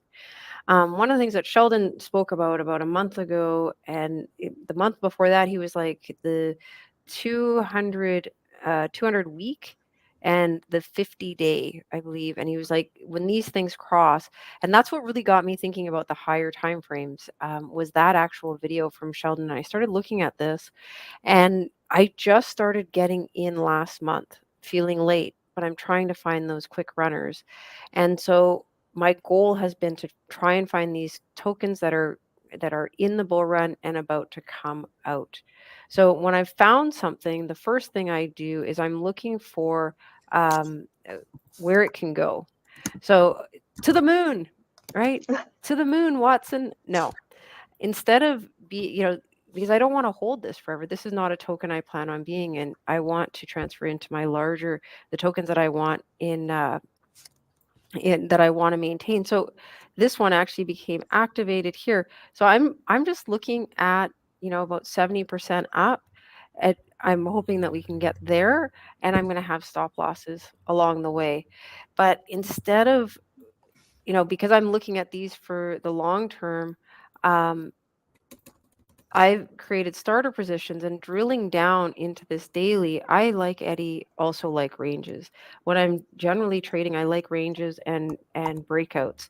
So seeing that this was at the bottom of the range, having already looked, okay, what is the range? What would be a breakout? Well, here's the breakout of the coming over the 200 and also the larger downslope that we were on. I don't pull it from way up here, right? The trajectory of this is unreasonable. That's not a good line, right? So what has it been? What is its top? And trying to figure out where's that intersection with the 200 and then gauge that pop out. A lot of them started about 7 weeks ago, actually. I'm not sure if this is 7 or might be 9 for this one, but it started about 7 to 8 weeks ago. And ADAX. ADAX, I like that. ADAX. So I wasn't even thinking about this way back here, but if I can catch it before it does what we saw Sol did, where it's often I've already lost a lot of the profit down here, because if you had bought during this low period here on Sol, you're already at 236%. Okay, and all of this up here is not guaranteed. Even though I put the line up here, I'm only at 70%. It's not guaranteed. But that first rise up, the people that knew about the token before are going to be more interested. So I'm looking for this breakout. And then the second piece is this breakout of this range. Ideally catching it before it breaks out of the range, because a lot of people like me have alerts set for different areas on their chart. So when it hits something, then that's their indication to buy. So trying to get in right here with a stop loss. Now, because I'm looking at the weekly chart, and like I was saying earlier, everything starts as a scalp. But looking at the weekly chart, what am I looking at here? If I just take it from where it is right now and trying to get in, right, you've got a really big stop loss. So because I'm just getting in and I'm trying to follow these out into the bull run, I am keeping a big stop loss. I will keep a big stop loss to prevent just being wicked out of my trades later on. And this is 15%. So I'm not taking a 15% risk, right? Like that's far too much. I want to preserve my capital. What if Bitcoin crashes? That's 15% out of my portfolio that I'm not ready to invest. So at that point, I start going down into the lower time frames, looking for patterns that have a high probability of succeeding. An upward trend and catching it on a 618 bounce is the most ideal. If I can catch it on a 618 bounce out here on the weekly, which I haven't been able to do yet, that would be my favorite, right? Because what I've found, because I'm the person that thought, oh no, I have to do it my way. I see what they're teaching me, but let me do it my way because I need to chase this or whatever. But if I wait for it to come there, then I instantly, when I redraw the chart again to catch up, I know that I'm on strong support, right? And so either I have the ability to actually, manage the trade. If I'm like, should I get out? No, I'm just going back down to that 618 in the early period. And if it goes below that, then I know that where my stop loss needs to be with the wick. So at this level, where I actually got into Veracity. And when you're looking at these larger charts, they are going to wick a lot. So I first got in based on this, and I set my trades on the exchange because my goal is Sorry. my goal is to get in at this level right? And before the last 2 weeks, I wasn't even thinking about going lower. Of course, it could go lower, but I was instantly getting out. So what DJ and Dave was talking about earlier about having, setting up your stop losses, go back and watch his video. Probably all the way down to the 618 is where I would have set it to support me as we go forward into the bull run. But I was cutting out too quickly, right? I go down to the lower time frame and do what I'm about to show you on another kind of chart that I like to trade. So I'm trading dinosaur coins, and I'm also trading the ultra degen super small position bags.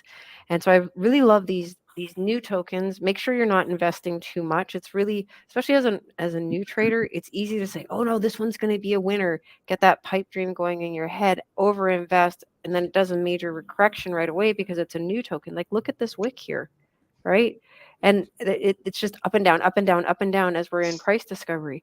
But the one thing I've found about these early tokens, and someone reinforced it for me earlier, is that once you find the fib, they generally follow the fib. Like the tokens that I like to watch, they generally follow the Fibonacci that we deal with here. So yesterday I was in a trade. I was chasing the price down, which is something that you shouldn't do.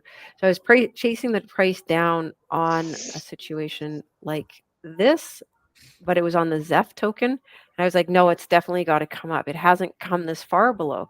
And I forgot that it was an innovation token. And so when it hit the 618 on this, should be a reasonably sized,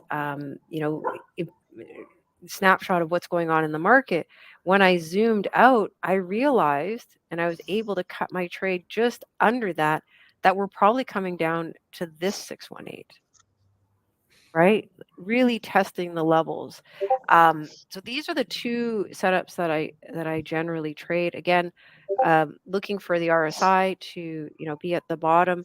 When I was in Zeph, and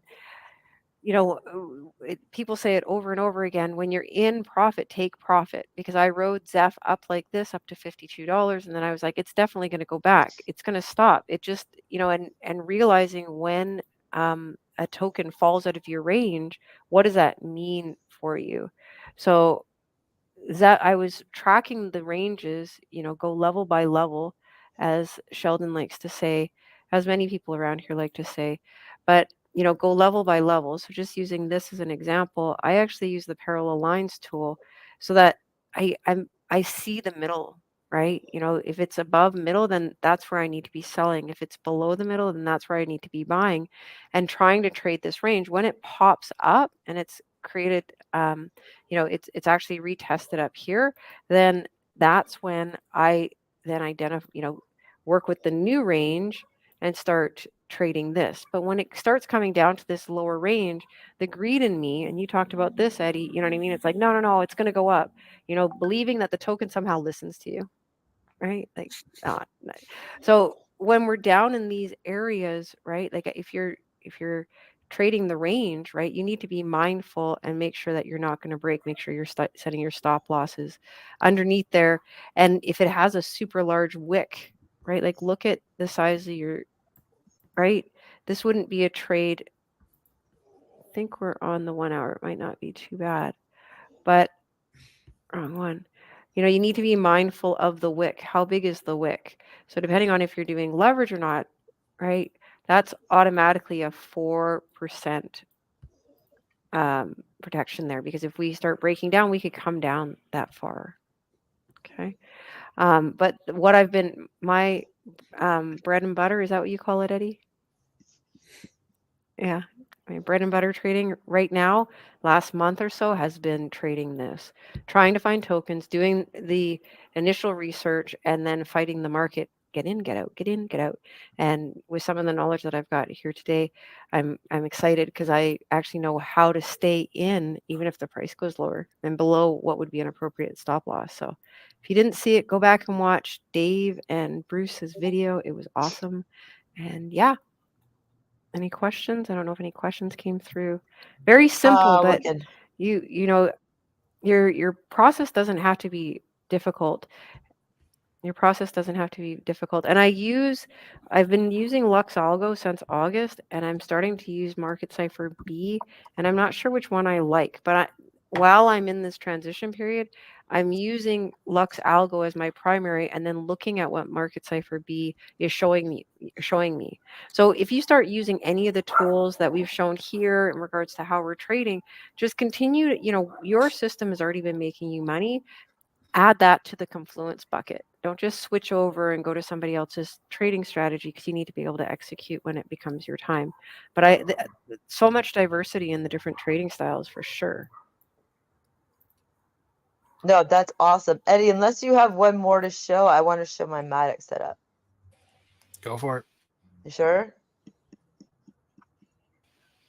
Okay. Yeah, go for it.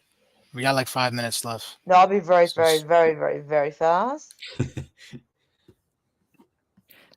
Are there any questions in the chat at all? My spot portfolio. Okay, nah, tell me no, when no you questions. can see this.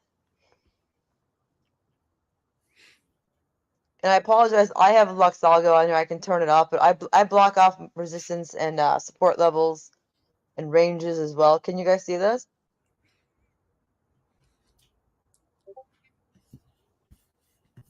Not yet. It hasn't come up yet. Okay, it should, because it says View tab StreamYard, and I'm sharing. If it doesn't come up quick, we don't have to go over it, but I think this one's going to be a good one. Yep, here it comes. Okay, perfect. Okay, so as you guys can see, Matic has been, up and down, but it's been a high upright. So, why would you ever enter right here? You wouldn't. I turned the, I'll put them back on, but I turned the signals off. So, basically what I've done is I drew a fib, from the bottom here, from the bottom of this move to the top. And I know I could have gone up here, but if you look at, this is my 236, this is my 382, this is my 618. Look at order block, right? So what I would do, this is my trade. I'm going to wait. Here, let me move it over a little bit so you guys can actually see it. And I may have just messed it up. But my whole point is I'm going to wait for the trade to come to me. So I'm going to wait for this trade to come down to the 382, and I might get in back at the 236 if it looks, viable. And the stop is a little higher, and the risk reward ratio is a little higher than I would like. So I may reevaluate this, but maybe come in down here under this order block.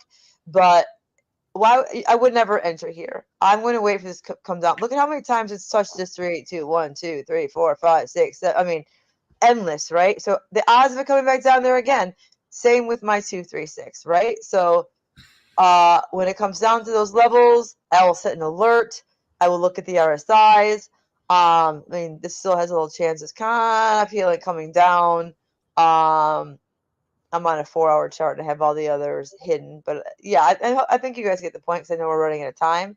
But I just wanted you to see that. So I've been done very well with Matic. So I will set an entry here. I will set an entry here, and I will set an entry here. If it doesn't hit the bottom one, so be it. If it does start going up, then I will, move my stop up to here and let it keep going. But I just wanted you guys to see that. But always watch your RSIs, watch volume. One other thing, when volume, it's really not showing here, but if you go back here, when volume is really, really, really, really like low, tight, all of a sudden you're going to get a movement. Eventually, it's going to boom or go down.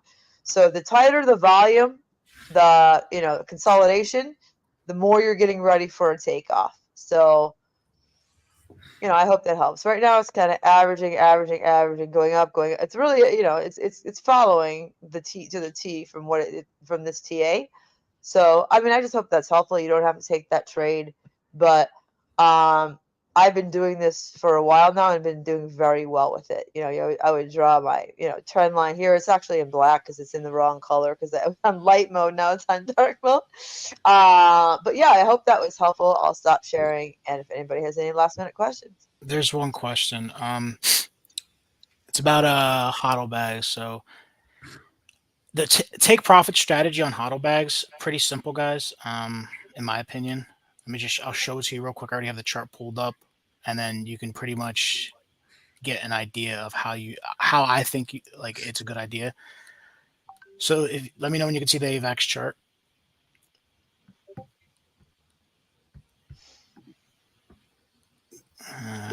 It's there. All right. It's so there. Essentially, look, I bought my spot down here. I marked it out. I set up a chart specifically for my hodl. And then before I did anything, I just marked my levels where I want to take profits. And I based it, if you could look, see, it's based off key levels on the chart. I go to like the weekly or the daily. I find key levels in price where I think price may find resistance. See? And I put my little trend lines right across my horizontal lines. I put alerts on them. And when it hits that level, I sell. I don't ask questions. I don't care about what's going on in the market. I set those levels before I even went, like literally as I was buying it, I was setting these levels. That's what I recommend you do. Don't get hyped. Don't let the emotions take over. Yeah. But yeah, essentially that's what I would recommend for anybody else. And that's just my opinion. You guys can obviously add in how you guys do it. I want to add to that because I spent like the last over a month trying to get my hodl bag set up, and it took all energy from everywhere else, and was really like, I have to do it now. I have to do it now. I have to do it now. You don't have to do it now so much that you don't identify what would be your stop loss and your take profit. I gave the money to the exchange because I was like, this is long-term hold. It's going to go up. There's no need for a stop loss. But then Bitcoin does a little downturn, and your token can be the one that, decides to do a 10, 15, 20% drop. And then you have capital that you're not able to leverage for that drop to reinvest or grow your bags. So make sure early on that you set your stop loss. Where I am, because I have what I feel like too many tokens, is I got all my stop losses in. I set them on the higher time frame, daily or above. That's where my stop loss is. I don't want it to be hit. I use like 5 days before as my guide. And now it's go through and do the take profits. The stop loss I'll continue to update. But I was like, look, it should go up this much. So that's something in my bag. But now I have more complexity of like, okay, where's the stop loss and getting attached to a token? So don't be that person. Shauno, what's up, man? Hey, Shauno. Hey, everybody. How are we all? Good, man. Good. Killer stream. I've been loving just watching in the background and that, and loving everything you guys have done and what you're doing. Fantastic. Absolutely, man. Thank you. Yeah. Stage is all yours. What are you talking about before we go? I'm going to cover some real basic stuff on different exchanges. Just the types of orders, how you can actually set a stop loss and a take profit in spot trading. Because all the exchanges are different. They have different options, and I just want to cover the basics of what each type of order is, and go through that. It's not a very long presentation. I've done what I can with it. That's something. Sounds awesome. We do get a lot of questions on it. I'm excited. There's so many tools me too. out there. I want to watch it. I got to go feed my dog, but I want to watch it. So yeah, I know you're going to kill it. I know you're amazing. Yeah. I look forward to it, man. I appreciate it. And I'm sure everybody's quiet. going to appreciate it. A lot of students asking that question. Exactly what you're saying. That's a huge question in the school. So I'm sure there's going to be a lot of value, guys. All right. Well, I'll be in the chat watching. Yeah. Me too. For everything you do, Shauno. Thanks, Beth. Thanks. All right. Take care. Thanks, guys. Later, guys. See you guys.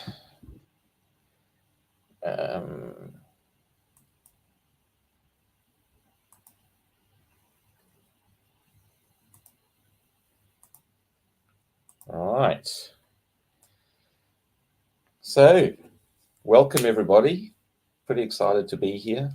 Third marathon in a row for me. It's always an honor and a privilege to be out here, just helping out, sharing knowledge and that sort of thing. I've seen a lot of regulars in the chat. Rectin Korea is always here. I saw Molman a while ago. Good old reliable Crypto Jackie is always there. So great to see all you guys. I will try and stay. Oh, hang on. Don't want to zoom that. Okay, I'm going to get myself a laser pointer, and we will go through these slides.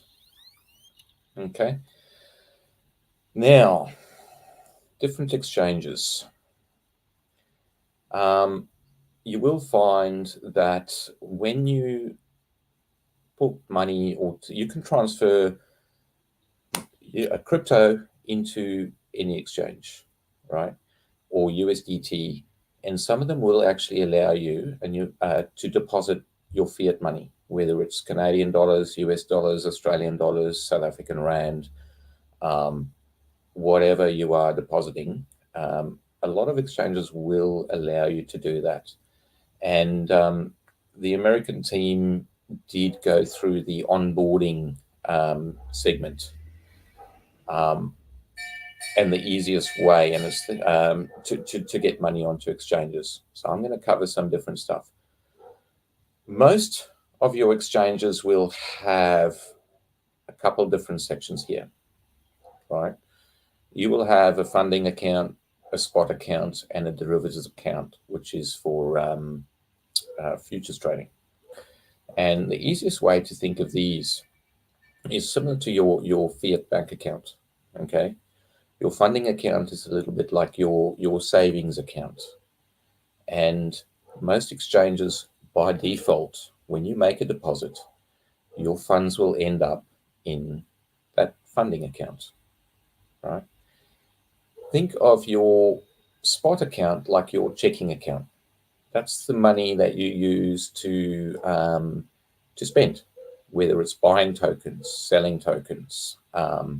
That's your everyday spot swapping between assets, right?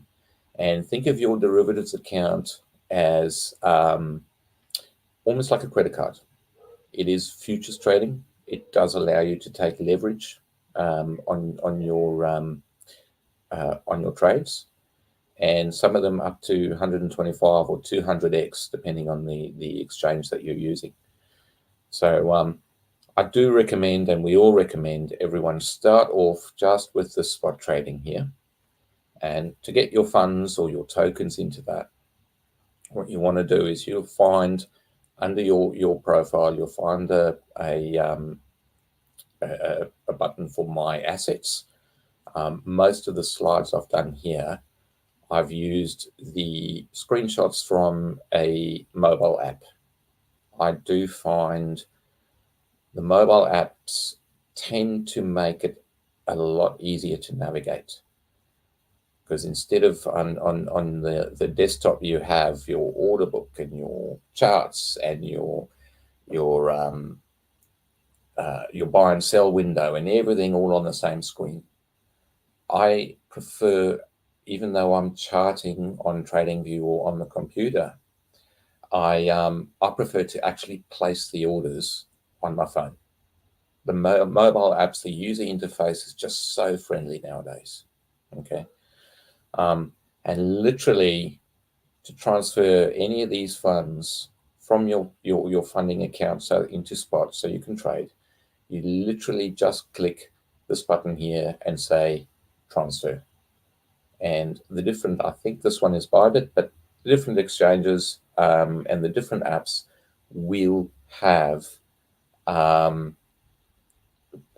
very, very similar interfaces. Okay. All right. What is an order book? An order book is basically a list of orders that are currently in the book. A list of, this is the number of people looking to buy in the green, and you can see there's orders of about 2.12 BTC at the time of the screenshot, 44,055.41. Right. You have another 3.5 BTC there at that price, and these are people wanting to buy, and the red column is people trying to sell. Okay. Now, it may be presented differently on different. This is actually the same app. You might find that this price in the middle here is your market average or your fair price. The red ones, these are people trying to sell with the volume amount of Bitcoin for sale at that price. And these are people offering to buy. Now, all an exchange does is match buyers and sellers. That's what they do. Okay, so it's purely an interface or a marketplace for you to try and sell or buy assets. And in a case like this, if you see here, okay, there is somebody wanting to buy Bitcoin at $44,073.93, and the next order up is at 95 cents. If you happen to place an order for a sell at that exact amount with 94 cents, and there's no buyers at that price, you're not going to sell. Okay? It's essentially just matching up buyers and sellers. All right? Now, the different types of orders that we have. You have the most common is probably a market order. It is an instant buy, okay, or an instant sell. And in a case like this, if I were here, if I were trying to buy 50 Solana, okay, and I just hit market buy sol, I want to buy 50 Solana. Your order will just pick up the closest sell orders at that time. So even though this price may say it's 72.31, if you hit a market buy, you're going to pick up, of that 50 Solana, you're going to pick up about 23.26 of them at $72.33. And the remaining 26 odd Solana that you're wanting to buy, you are going to pay $72.36 for. Okay, so essentially all a market order does is pick up these closest ones, and this is something you need to watch out for with tokens that are moving very, very fast, or tokens that may not have a lot of liquidity. Okay, you will often see in the lower volume tokens, you'll see this massive spike wick that shoots up, or this massive wick that shoots down. Okay, and that's usually because somebody has placed an order as a market buy or market sell, and the volume of that order picks up these, 15 or 20 orders in a row up in that direction, and you see this wick shoot up, okay, or shoot down if it's a sell, and that's where they normally come from. Hope that makes sense. I am trying to keep an eye on the chats. Cool. Same with the sell order. Okay. If I was trying to sell 50 Solana over here,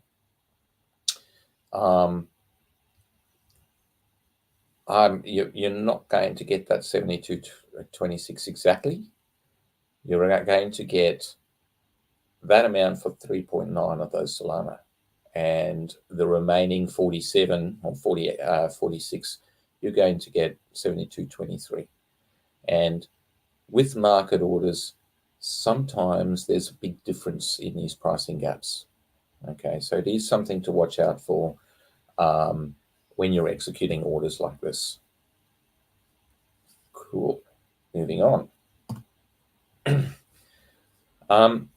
these orders in the order books are all limit orders. Okay. When you place a limit order, unlike a market order, you are specifying a specific price you want for your asset when you're selling. In this case, the screenshot here, I have Bitcoin up. If I placed an order here at exactly 44,645.38, that order will pop into the buy section over here, and it will fit in between those two orders, and it'll list the amount of tokens I got. And most of your exchanges will have a little green dot where your order is, or a red dot where your order is, that you'll see pop in and out of the screen depending on price movement. Okay.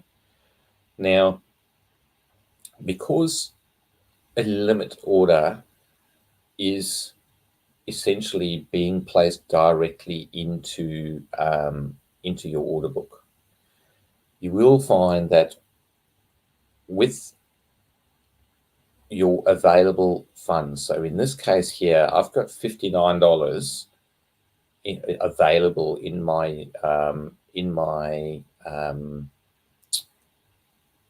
my spot account. Okay. If I placed a limit order, even if it was down at 41,000, or even if I placed an order for 12K, which some people are still hanging out for, if I placed an order for that order is placed into this book, and everybody can see it. The market makers, the exchanges, they can all see it. And because the order's in the book, it will subtract that amount from my available funds. Okay, those funds are now locked up in an order as soon as you place that limit order. The same happens with sell. If you're selling and you happen to have, say, 0.1 of a Bitcoin, and you put half of it to sell at 68K, then your available will change from that 0.1 Bitcoin. It will change down to 0.05, because it's going to lock those funds into that order. Okay. All of these orders, you may see some crazy, ridiculous amounts in there of, orders at 12K, orders at 15K. And while it's worthwhile having, those,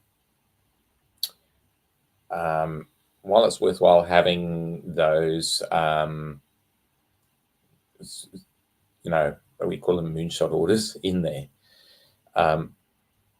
as a limit, it is going to lock those funds for you. Okay. I did see a question here from Lance saying, if there is a buy order for 12K and someone else sells for 12K, will that go through?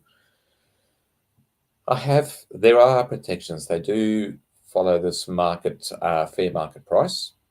And there are certain types, like you can do, I think it's called a post only. It's slightly different on different exchanges. You can place a post only order that if somebody places a cheeky at your exact price, he sees it there, it won't do it essentially until your fair market price has come down to that. But I have seen lots of orders down at those prices, but they won't necessarily fill even if somebody places something on that exact order. There are protections within the system and within the exchanges to stop that sort of crazy volatility happening. Okay. Right. The one thing about these limit orders is they may be sitting in the book there. They can be cancelled at any time before the order is executed. Okay. So people who do want to mess around with the markets, they can say, all right, let's put a buy order in for 500 Bitcoin, at 32,800. they can cancel. You might see that order there. You say, "Wow, there's a lot of orders at that level. We got to go to that level." But those orders can often be cancelled, and they are often cancelled before you can actually get there. So there are ways that the market makers can trick the market by creating these orders, but not necessarily letting them fall. Okay. Right. Some exchanges have, and you've probably seen it on there, an OCO order. And this is called a one cancels other. And I'm not going to go into this too much because I don't use them a lot. I'll show you a different type of order I prefer using. But essentially, I've noticed that the labels are slightly different on different exchanges. And I think it's important to do some research. There are little YouTube videos explaining them for different, for Binance and for other exchanges. But read the fine print. Essentially, with these OCO orders, if you were holding, for argument's sake, Bitcoin at this, they have a trigger price, a stop limit price, a limit price. Go through the fine details and make sure you understand them properly before actually placing an OCO order.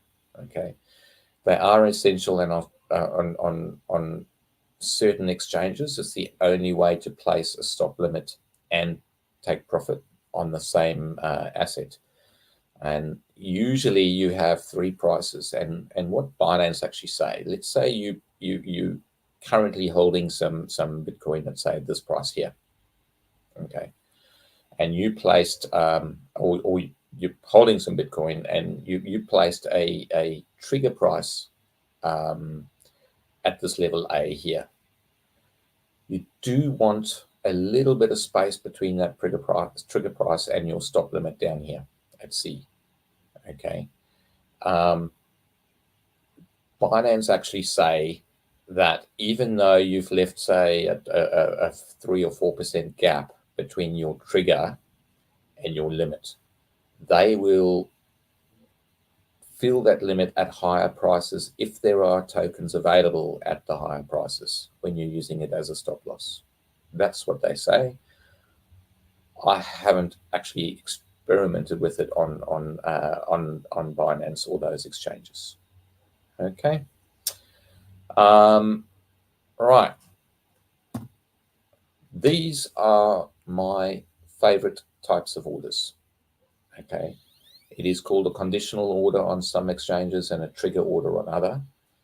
And they are not available on every exchange. And I do prefer using the exchanges that actually have this type of order. And what a conditional order does is it doesn't place a hard trade, it kind of pencils it in the diary, right? Your order, when you place one of these types of orders, it does not appear in this order book until your condition is met or your trigger is met. Okay, so in an instance like this, I could place a conditional order at 42,150 for Bitcoin, and I can choose on the slide here how much of my funds I want to put into it, and it'll show just as open orders, but not in this book. The people looking on TradingView and that will not they will not be able to see it there until it actually triggers. Okay, and because it's not locking up your funds, I'm just going to read this comment here.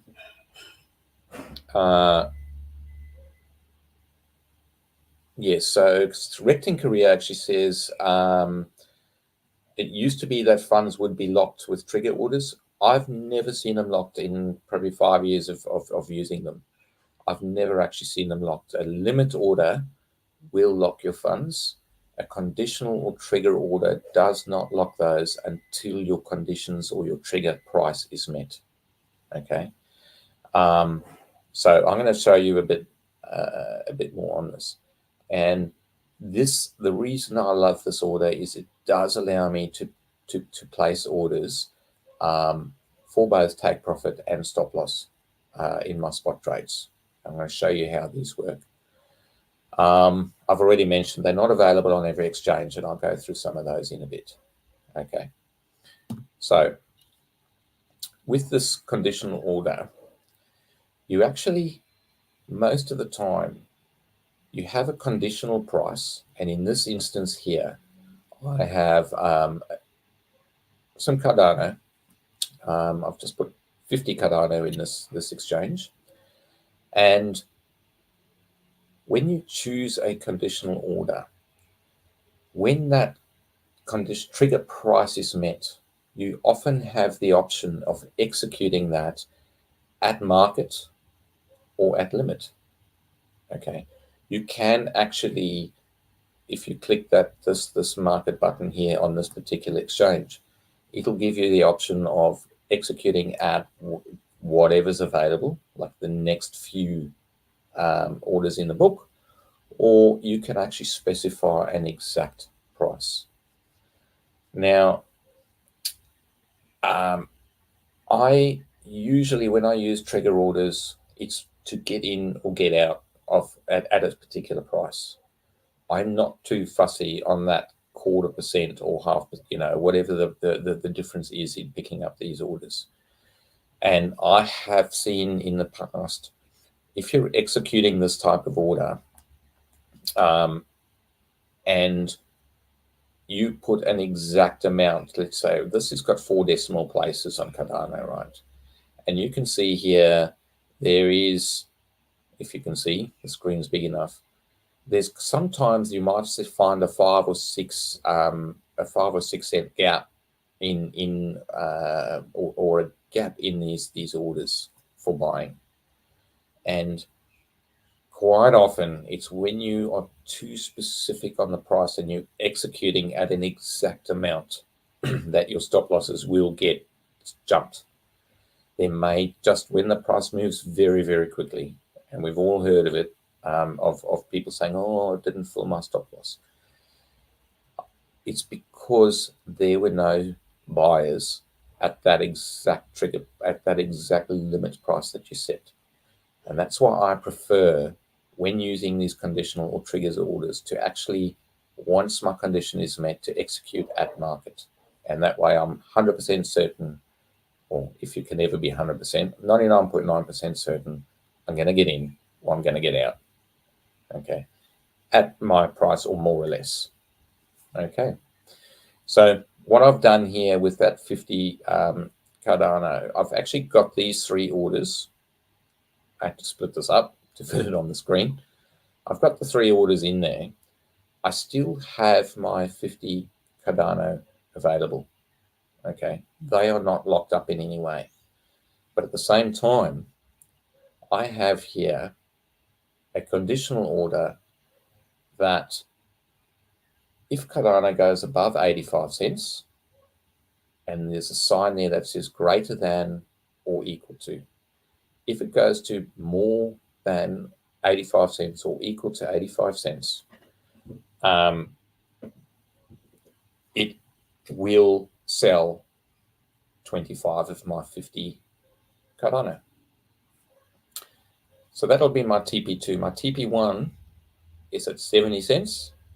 If it goes greater than or equal to 70 cents, I'm going to sell the first 25 of my Cardano. And my stop loss is actually down here.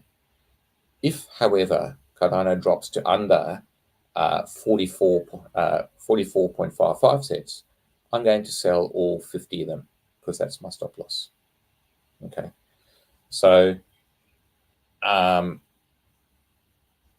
this is why I love these orders.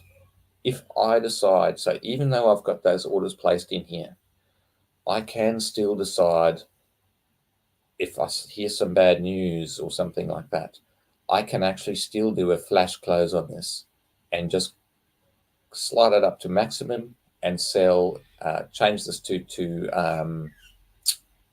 a market, and I can just close that and then go in and cancel these orders.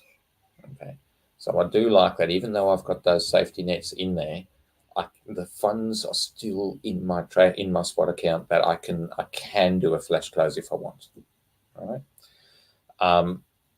Molmin has asked how can I show on Bitget. I won't have time to go through all of those exchanges, but at the end, I may be able to bring up a screen and actually show you guys. Okay. Right. Let's have a look. So the different exchanges, like I said, the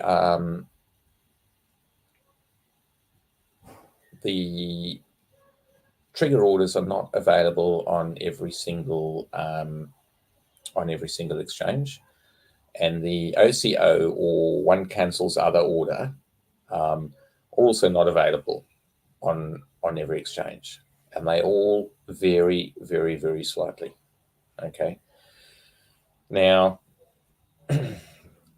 OKX, you have a massive amount of different types of orders. Okay.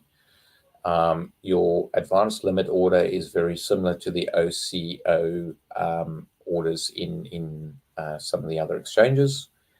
But all of these screens here on getting to get to this choice on your particular exchange are done by clicking this button over here when you choose your order type. So if you wanted to, now that you understand the difference between a market order, a OCO order, I'd like you to research for your own particular exchange, a limit order and a trigger order. You can actually just click on here, and Molmin was asking about Bybit. I'll get to that as well. If you click on here above where the price is on pretty much all the interfaces, it'll give you these options. Okay. So in the case of OKX, you have a large selection of orders. I have not used the Iceberg and TWAP features yet, but these are essentially bots. Trigger order on OKX is the one I like using, and I've explained why. Okay. Cool. Bybit, also quite a nice choice here. Once again, I do like using conditional orders on these. Okay. And I'll go down to the next one. For Bitget, this is what I think Molmin was asking for. You click that button there, and that's going to drop down your menu of your different types of orders that you can use. Okay. Once again, most of mine are done on the trigger order. Okay.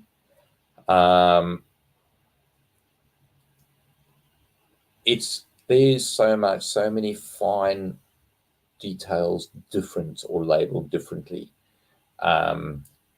between different exchanges. When you look here on Bitget, they call this a trigger order, whereas on Bybit, they call it a conditional order. OKX, they call it a trigger order. Okay, these are exactly the same types of orders. It's just getting used to the exchange that the exchange that you're using. All right. Cool. MEXC, I have found do not have the options of trigger orders, and even when you place a stop limit order or something like that, it does lock up your funds on them. I haven't traded a lot on MEXC. I do like their derivatives platform, but this presentation is focused mainly on spot buying. Okay. I'm going to go down. I did include BingX and Binance. BingX once again has the option of trigger orders, and I've been using that mainly since we started whale school, and I really like that exchange. I find it very user friendly, and it's all about personal preference. And if you are trading on 2 or 3 different exchanges, you tend to gravitate to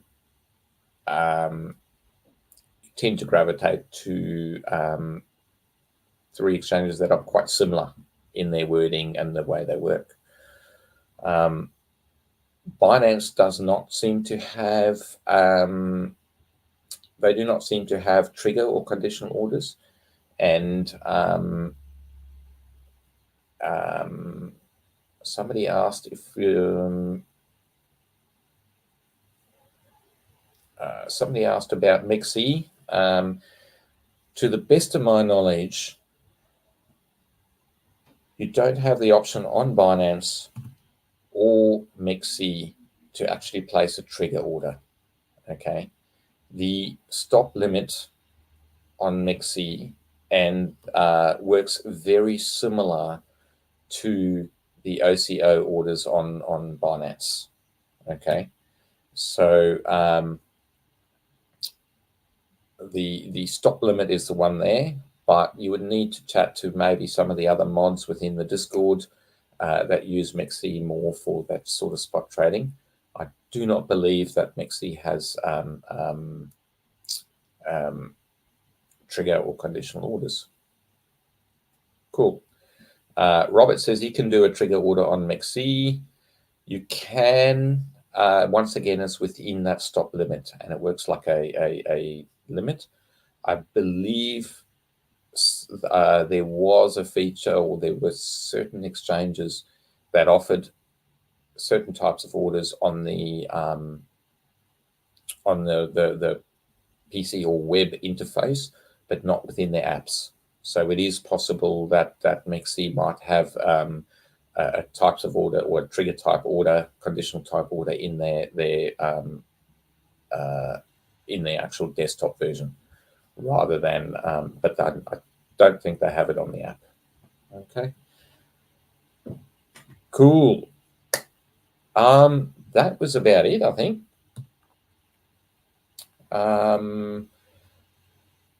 I'd love to answer some questions. I will see if I can get in. I might stop streaming while I type in my passwords and that sort of thing. And we might be able to go into a couple of exchanges and have a look at some order types.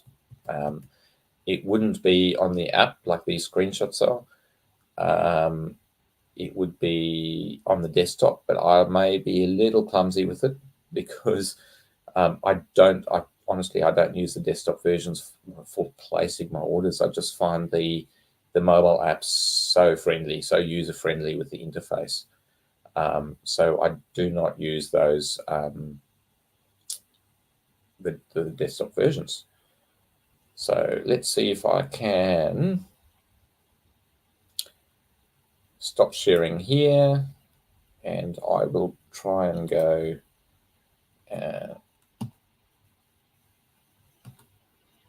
okay, minimize that.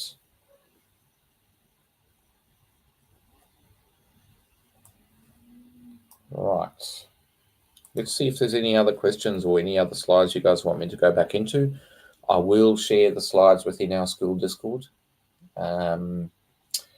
Let's have a look here.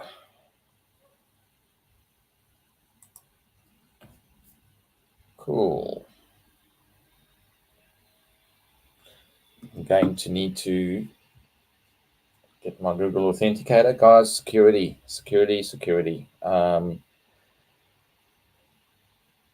It's very, very important.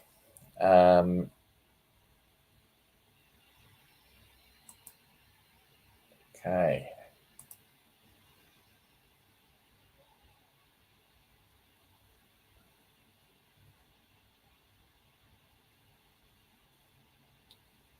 I'm going to go to one of my sub accounts that I use. going to go to spot trading. I should be able to log in. Is there, can I check in the comments, is there any other, I might get through Bybit. Is there another exchange, you guys? Let's hear from,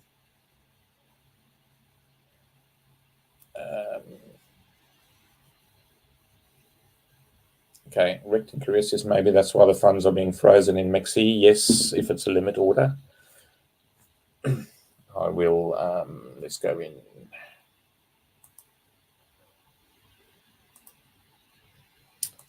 Okay.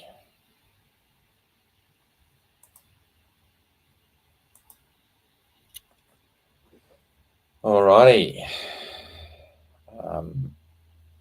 David has brought up my screen for me. Thank you very much, David. And we are looking here. This is the web interface. And in the case of, this is what I mean, it's so much more cluttered. You've got your choice of your tokens here. You've got your charts. You've got your order book in this area here, and then that's your little trade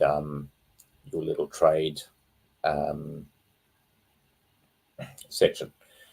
So with the types of orders, let's see, just by clicking, let's have a look. Okay, so on the web interface, you have you can place limit orders like this. You can place market orders. Okay, when you click on the drop down menu here, you can actually change it to, in the right hand side, you can actually change it to a conditional order, and we'll give you the option here of your trigger price that you want. Okay, now let's see. Let's go to, I think I have some Cardano in here.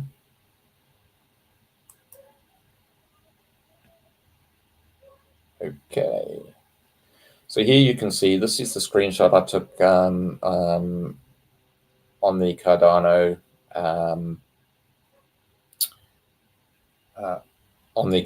my 50 Cardano that's available, and sell. Okay. So you can see on the right hand side here, I still have my 50 Cardano available. And if I go down to the bottom on my open orders and I click on that conditional orders, I can actually see these are the three conditional orders that I had earlier. And the way you get to them is essentially, if I placed a conditional order and let's say I wanted to look at what's Cardano now, 54 cents. If I said 65 cents, $65 would be nice. Once again, in this box underneath, let me do that up.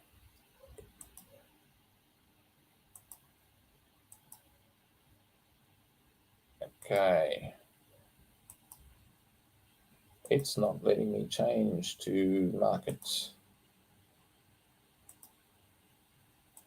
There it is. So I'm hovering on it, and I can choose to execute this at a limit price or at an exact market price, or it's at market price.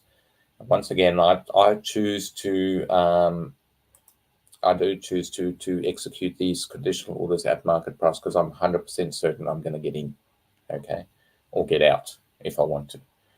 But essentially, you can choose how many of your Cardano you want to sell, or you can, but just by sliding the slide.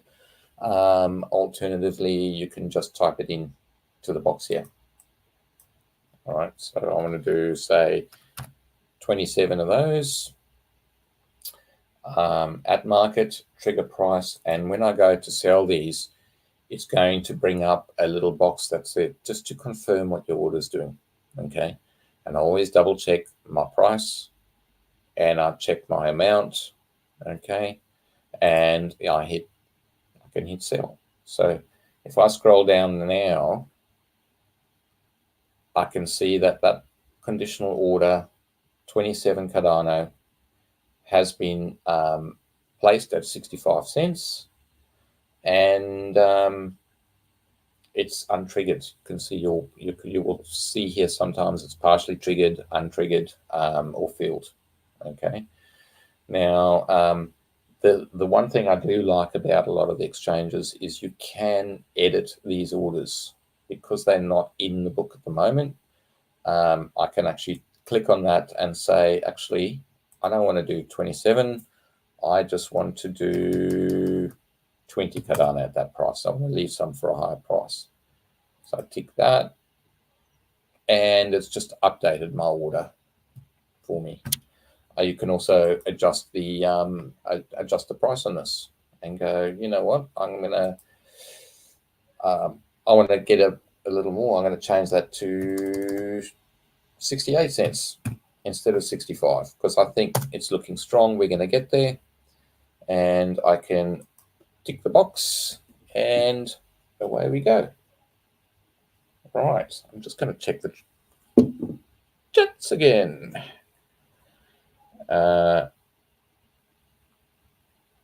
Cool.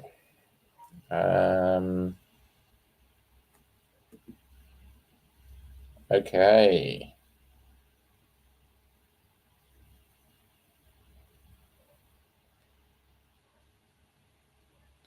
Okay, we've had a couple.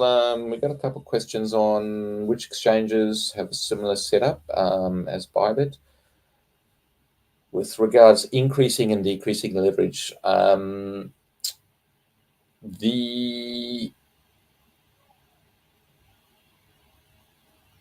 I have done screenshots of this in the past, and I can post them for you. I can post them at some point in the Discord. I haven't got them handy now, but usually when you're trading futures or derivatives, the process of compounding a trade like that can be done on most exchanges, I think, increasing and decreasing the leverage. What you generally do is, let's say I took a $50 trade at 5x, okay, and my trade is now in profit, and let's say it's at 50% profit. So that $50 trade is now worth 75. You can actually change your leverage from 5x to 8x or something like that, or 10x. And that will, the extra funds in there will become available, and you place a new buy order on that. And it's essentially the process to use on most exchanges. You can use those because you've changed your leverage from 5x to 10x. It frees up half your original capital, and it allows you to take in a larger portion or a larger position in that trade. Okay, it's one of those. I'll need to share screenshots on how it's done. Let's have a look. Any other chats? Cool.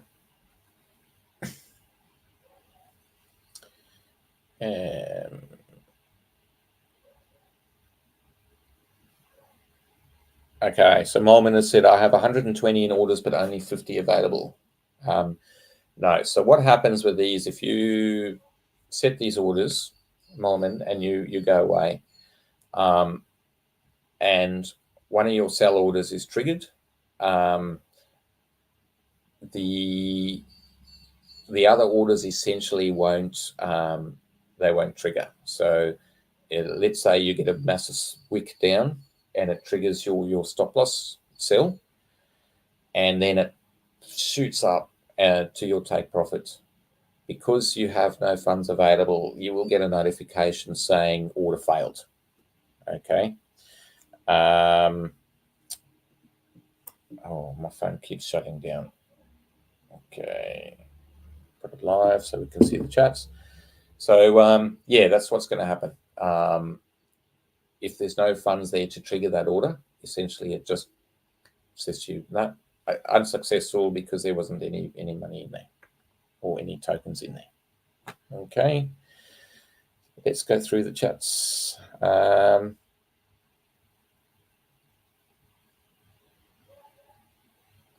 Jackie has asked, how do you place stop losses and take profits on spot exchange?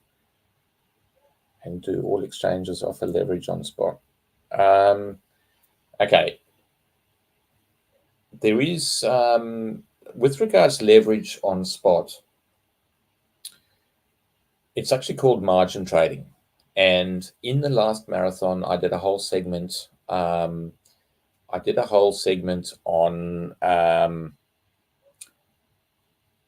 the difference between spot trading, margin trading, and derivatives or futures trading. Okay, so you need to go back and have a look at the previous marathon. There's a recording. I have done it both the last marathons, and I think in the last one I did the presentation twice in 2 different time zones, one for the Americans and one for the people on the other side of the world.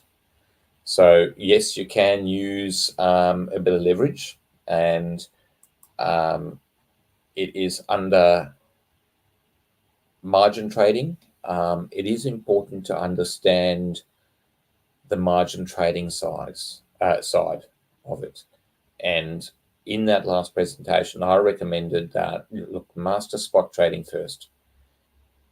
If you are not profitable on spot trading, you have no business doing leverage trading. Okay. All leverage trading will do, if you're losing money on spot, is going to accelerate your losses. Okay. There are safe ways to use leverage. Matt would have done a risk management and position sizing segment a couple of hours ago. That will give you a good idea, and it'll have some great content. It has some fantastic content on protecting your capital, on working out your position sizing to limit your risks in every trade. Okay. So start with spot trading. Once you understand that and you're profitable, do leverage trading next, and make sure you understand the position sizing side of it. Okay, that's the most important. And once you've got that, you can then put the two together, because margin trading is spot trading. You actually are trading the real tokens, but you're borrowing. You end up with an asset and a liability, and you are borrowing funds. So with these, you can actually set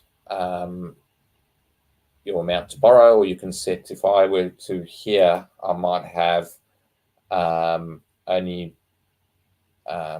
50 Cardano in here, but because they offer up to 10x, you can see my maximum available balance is 778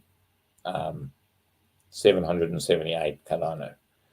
And with margin trading and using the leverage on spot, it's important to understand your risks and how much you are actually borrowing. And quite often in these, it's quite more advanced in that you can set auto borrow, which is dangerous because you can accidentally take a trade at 10x or 20x without realizing it and noticing your mistake, and you can get liquidated on this, whereas on margin, whereas you can't get liquidated in spot trading. Okay, you either own the token, yes, it may be at a loss, but you can't get liquidated in it. Okay, right. Cool. Okay. Bitget. I'm actually on Bybit, but once again, your cross and your cross and isolated modes. Essentially, if so, in this particular account, I have, say, 50 Cardano.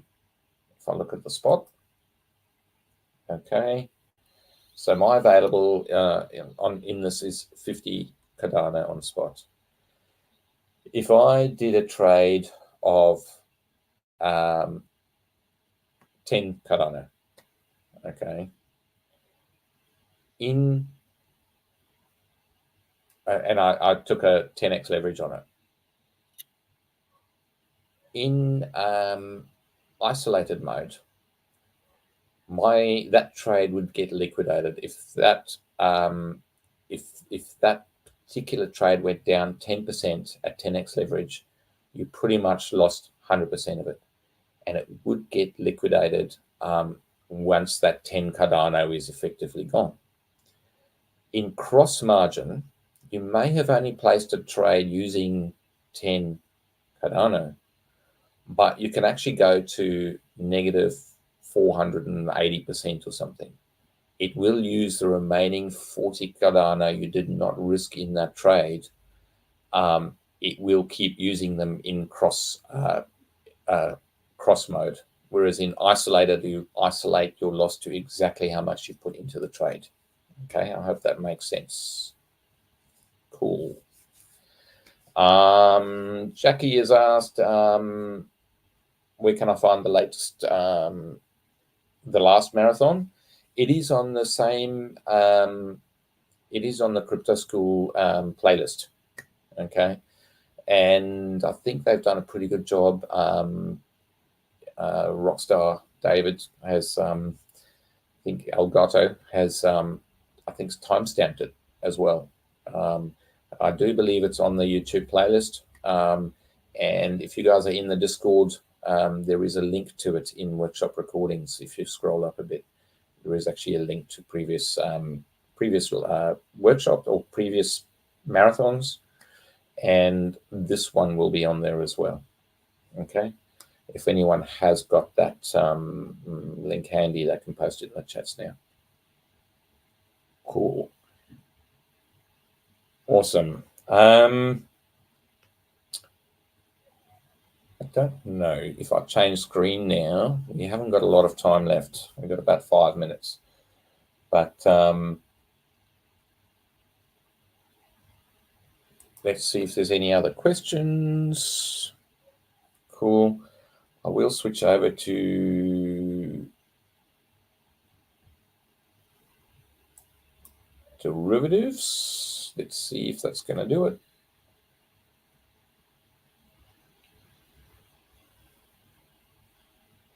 Okay.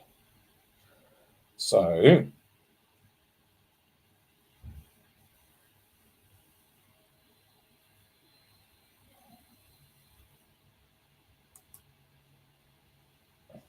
let's see if it's going to let me in. Here we go. Okay. I'll show you guys quickly. Sorry. I'll show you guys very quickly, and this will work very similar on all exchanges. And I do apologize. Like I said, I don't use this desktop version a lot, but don't want that. Close the promotions. I don't want to upgrade. For those who get on Bybit, they keep asking me to upgrade to a. I don't want to do that. They do keep asking me to upgrade to a unified trading account, which allows you to use funds across your whole account to as collateral for your trades. And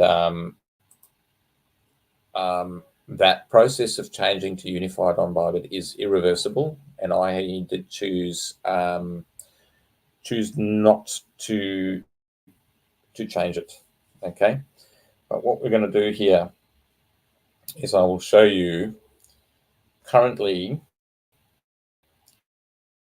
I have no funds available in my in the margin. Okay, so I will show you quickly by going into my assets. I can go to my, oh, hang on. I go into my spot account. I think I have some USDT there. I'll bring up my screen. White. And here I've got USDT. You can see my list of assets in this little sub account. I've got $59 there. What we can do is on the right hand side, you do have the option of transfer, trade, lend. So if I click transfer within the account, I can choose to transfer it from my spot account. Now, funding is where it generally comes into, but I want it into derivatives. You can choose your token. So I can actually have, I do have Cardano I can transfer into there, but in this case, I'm going to choose USDT, and I'm just going to put $25, 25 USDT. I click confirm, and gives me a nice little window, transfer complete. Okay, so now we can actually go back to USDT. Let's do derivatives, and I now have just loading up.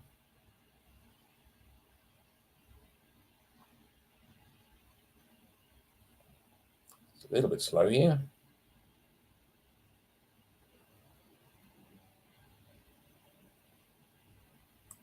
All the pop-ups.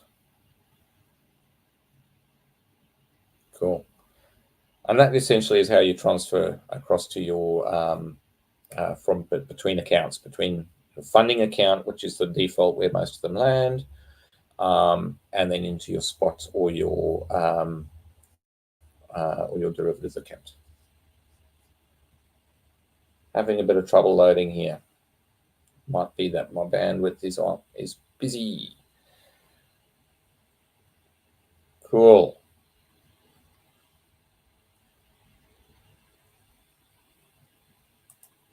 So I think we're pretty much out of time here.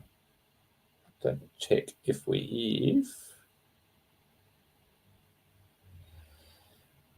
Paul says, yes, Bybit is annoying to upgrade. Don't do it. Yes, I haven't done it.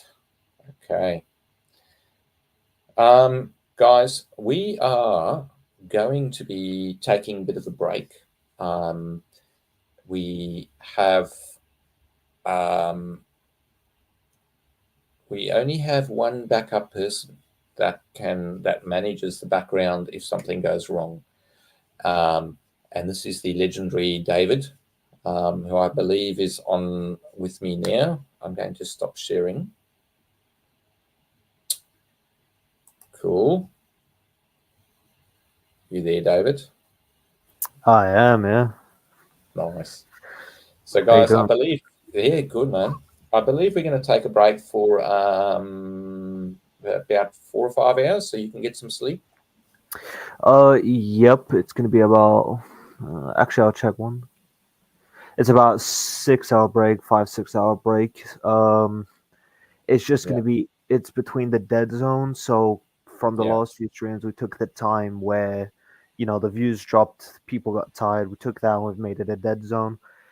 So we're going to take that dead zone, put it to good use for us. We're going to go take a break. I'm going to go grab some sleep, and then we'll be back at 6 a.m. GMT. Perfect. And then we'll continue on with, you know, where we left off. We'll continue with Terri and Thales. So fantastic. TerriLyn and Thales are another two legends in our group, and they're going to be covering twin methods, different methods of finding trades and that sort of thing, I believe. let me see. Actually, yeah, they're going to be doing.